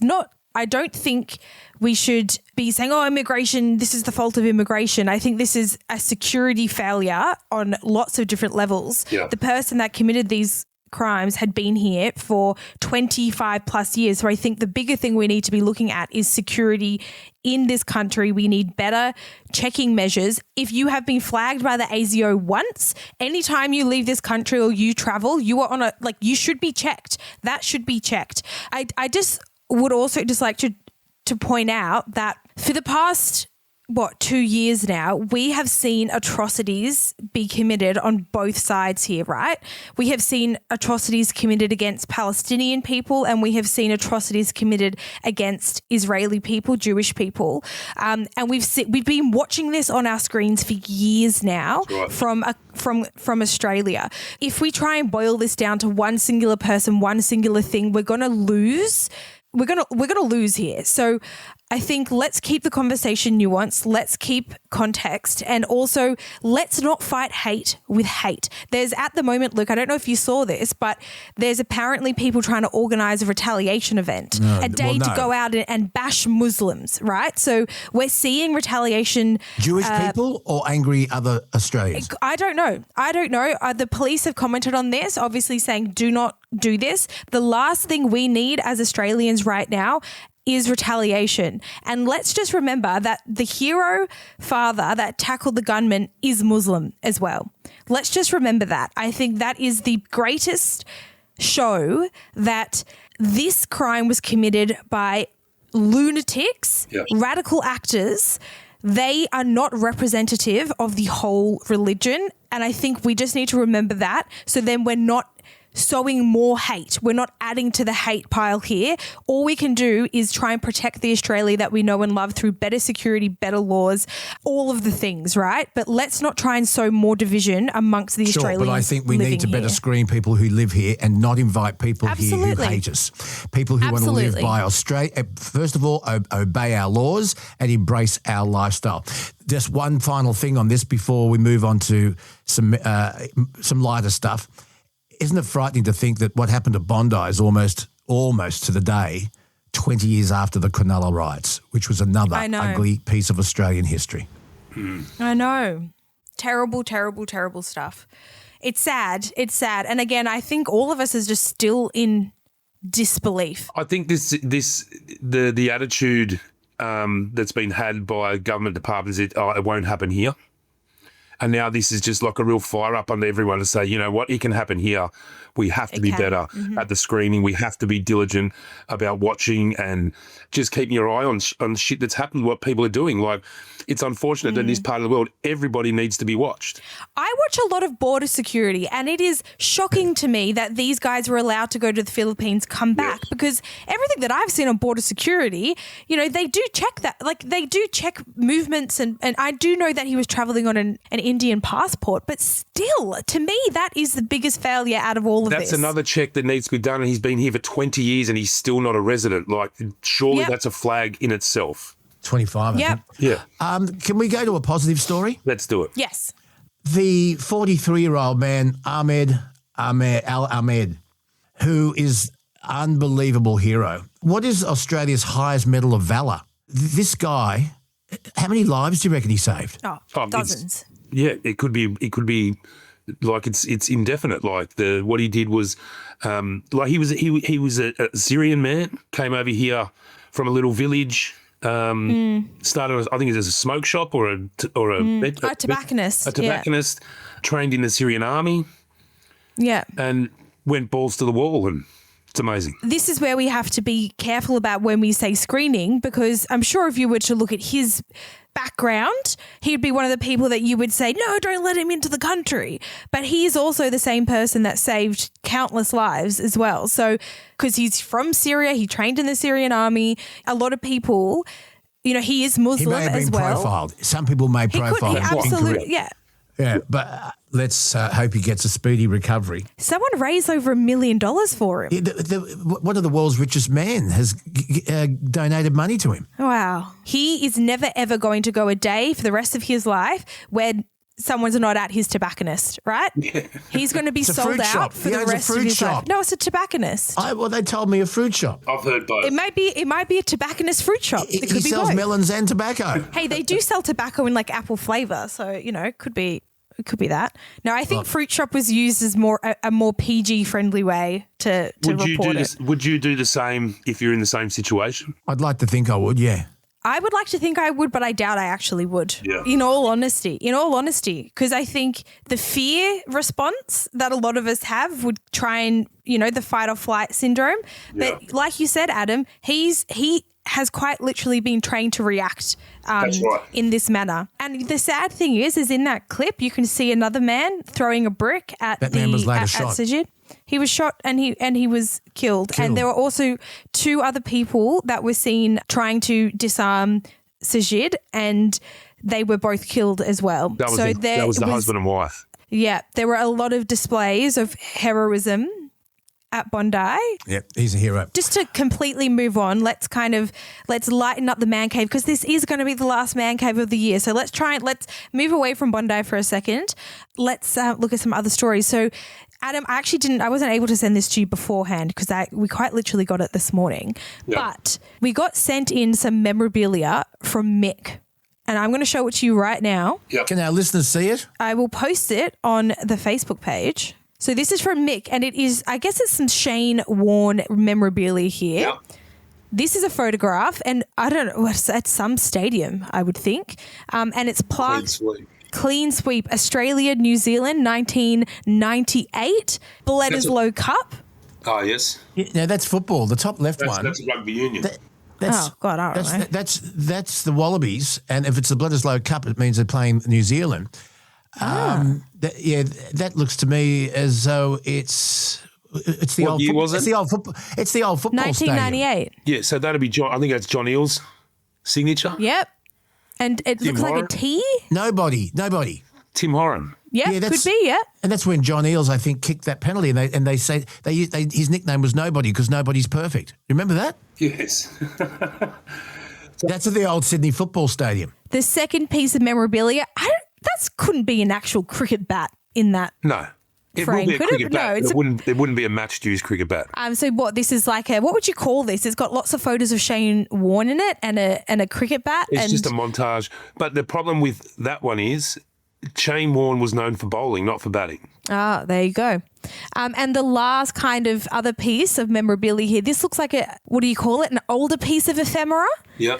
It's kind of like a watercolor painting. It says the Victors 1989, and it's got, I guess, drawings of all the players there. I don't know any of these people. Yeah, so I think the cricket bat and the montage down the bottom is not worth a great deal. The Bledisloe Cup one might be worth something, but because it's signed and it's signed in Texter, you need a certificate of authenticity. That's the main thing with sporting memorabilia. As long as it comes with a COA, then they're worth something. But the problem with these COAs are a lot of companies will just start and say, I'm going to make a company that does certificates of authenticity. They've got no grounds to do it, but as long as they've got a bit of cardboard and a flashy heading, yeah, you can do it. I can't see clearly enough if they're real signatures, but I can recognise Alan Border, who was the captain, I think, of that test team. Jeff Marsh would have been the vice captain. Terry Alderman was in that team. David Boone was in that team. He's third from the left. Ian Healy was your wicket keeper. Jeff Lawson, Henry was in there. Dean Jones. I think Karl Rackerman was in that team. So I can't read it from where I am. Tom Moody. Yeah, Karl Rackerman's there. Yeah, and Steve Waugh was in that team. Let's just pretend that this first photo that we were looking at that's got the signatures, let's pretend that it did have a certificate of authenticity, whatever you call it. Yep. What would something like that be worth? $800,000, something like that. There's a good tip that I'd say it is legit because the signatures are in such a stupid spot. Yeah. It doesn't present very well, so it means they would have been during a signing session where they sit there and sign 150 photos, and the lower number. So on that piece there, on the certificate, it should say, what number of how many signs. So it might say number 86 of 150. The lower the number you've got, if you've got number 2 of 10, you're worth a lot of money because there's only 10 available. Does that make sense? Yeah. The lower amount that was signed, the more money it's worth. Oh, well, there you go, Mick. You've got a bit of homework to do. Now, something else I wanted to bring to the table to you guys, Adam. I mean, it's probably not as raw for you because you don't live in Sydney anymore, but how many times have we sat on the tram line in Sydney and gone, surely you can walk faster than this, right? There was someone on TikTok recently who tested the theory. Luke, who do you think won? The person or the tram? Where was it going? Was it light rail in Sydney? We don't have trams. Light rail in Sydney, yeah. Where was it going? Circular Quay to where? Circular Quay to Bridge Street. Circular Quay to Bridge Street. Okay. What time of the day? Just take a guess. The pedestrian. I'm going to go the light rail. The man won. And this was by Lachlan Court. So thank you for doing this scientific experiment for us all. Now we have peace of mind. Now we know that, in fact, you can get there faster without being on the tram. Do you want to run? Who wants to run? No, thanks. Well, if you're lazy, let's say you've got 2 shopping bags with you. You've just gone and spent some money. Do we really want to? You want to sit down? Do many people use it? Yeah. I haven't. Oh yeah, that thing gets packed. Does it? Because every time I've seen it, it's empty. Because I tell you, every time I come back to Sydney, I go into the inner west. Right? There's a couple of train stations / tram stations in the inner west that have been under construction for more than 5 years. There's Canterbury Station and there's Dulwich Hill Station. Yeah. They are constantly being upgraded. Oh, we can't do this, we can't do that. That Dulwich Hill train station first started getting renovations or fixed or whatever when Wonder Boy was in year 7. Wonder Boy has now graduated high school with his HSC. Yeah. I don't get it. All these taxpayers' money at doing these things, and they just keep fucking it up. I can't fathom it. No, I can't fathom it either. The other thing I wanted to show you guys was, are you aware that Teslas now have an AI built into it? Doesn't surprise me. Yeah. So the Tesla AI is called Grok, right?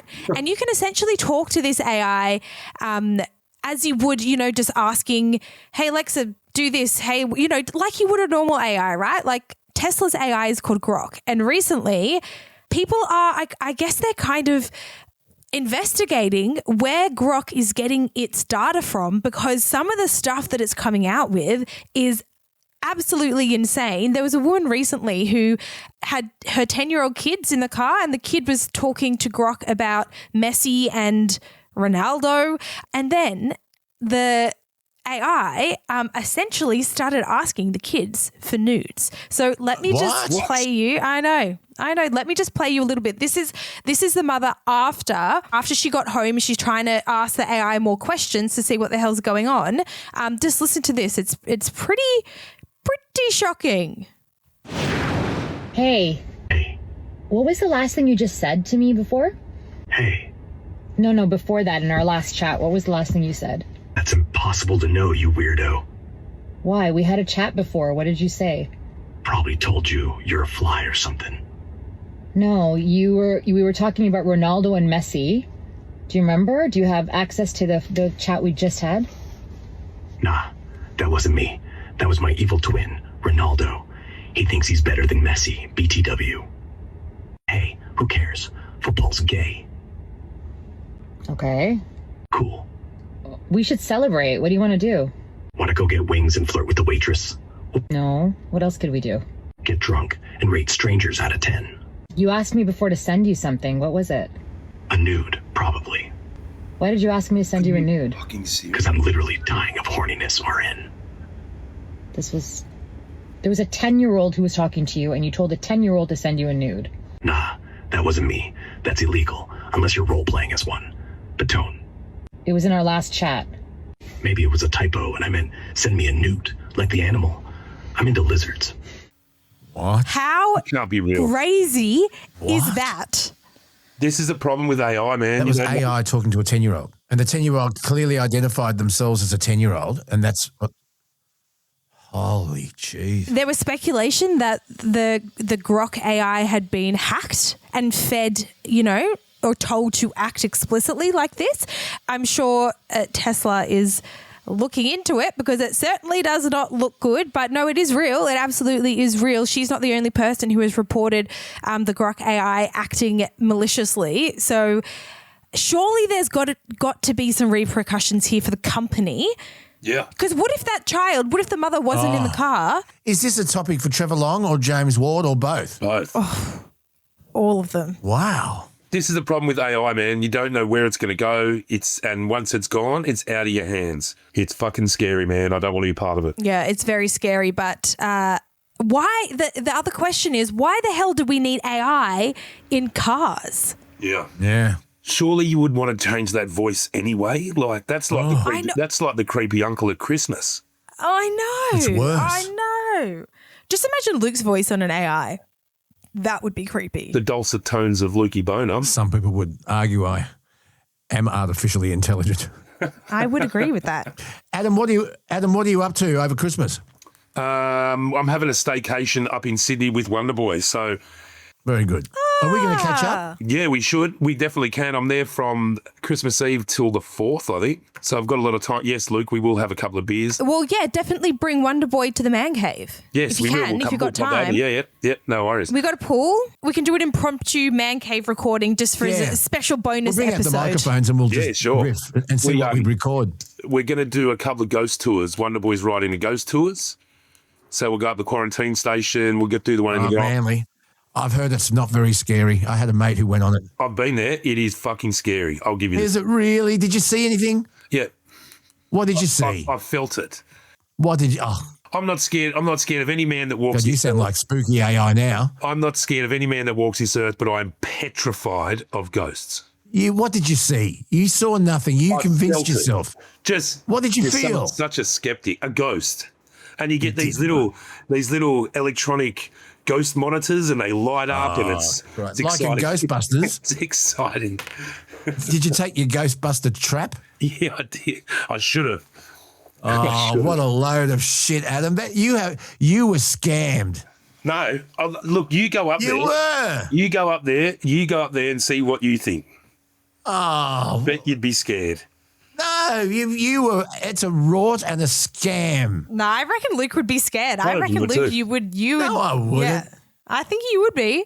Maybe I'll get you that for Christmas. I can't believe you fell for the quarantine station ghost scam. I can't believe it. It's true, mate. Get up there, Luke. What did you see? You didn't see anything. You felt it. Anyway, it's good. It's good fun. All right. I'll bring Wonder Boy down for sure. That'll be good. Yay. He's a religious man, so he's got some interesting viewpoints on what's been happening over the last couple of days. Let's do a post-ghost tour cave session at Luke's house. And when you're going through the quarantine looking for ghosts, record it all on your phone. Yeah, righto, I will. Yeah. There's a section there where they're old showers, and I'm telling you now, I bet you would not even step foot in there, Luke. And record it on your new iPhone. Did you get a new iPhone? No, I'm still waiting. I'm still locked out. Thank you, Kelsey. Listen, God. I've heard a story about you and knives and almost chopping your finger off. So we've all got skills. We've all got skills. We've all got downfall. Okay. Whatever. Let's just leave it at that. Whatever. Vice Captain, talk soon. Love Happy you, Christmas. Have a good break, and I'll see you soon. Oh, Luke, can you believe it? The last big episode of the year. Unbelievable. So to all of you, great Christmas, great New Year. Hope you can join me on 2GB on afternoons, Monday to Friday, midday to 3. I'll see you on Channel 7 Sunrise in the morning. You'll hear from us on the pod sporadically. And the pod will still be, there'll be surprises on the podcast. And please share, like, download, do whatever it is you do.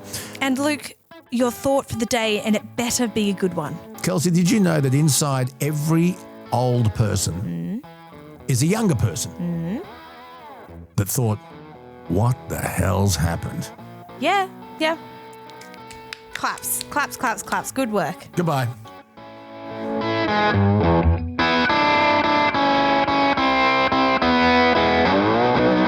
All right, look, the episode's done, but before you pull the keys out of the ignition or turn off the lights, here's the dare. Stop dreaming about that holiday and actually enter for the chance to win one. NatureBee is giving away 20 grand of travel anywhere you want. Bali, Broome, Barcelona, it doesn't matter. If it's under 20K, you keep the change. Spend $79.90 on NatureBee products and you're in the running. It's just that easy. So go on, hit the link in the notes or head to naturebee.com, read the T's and C's, and let's see where you end up.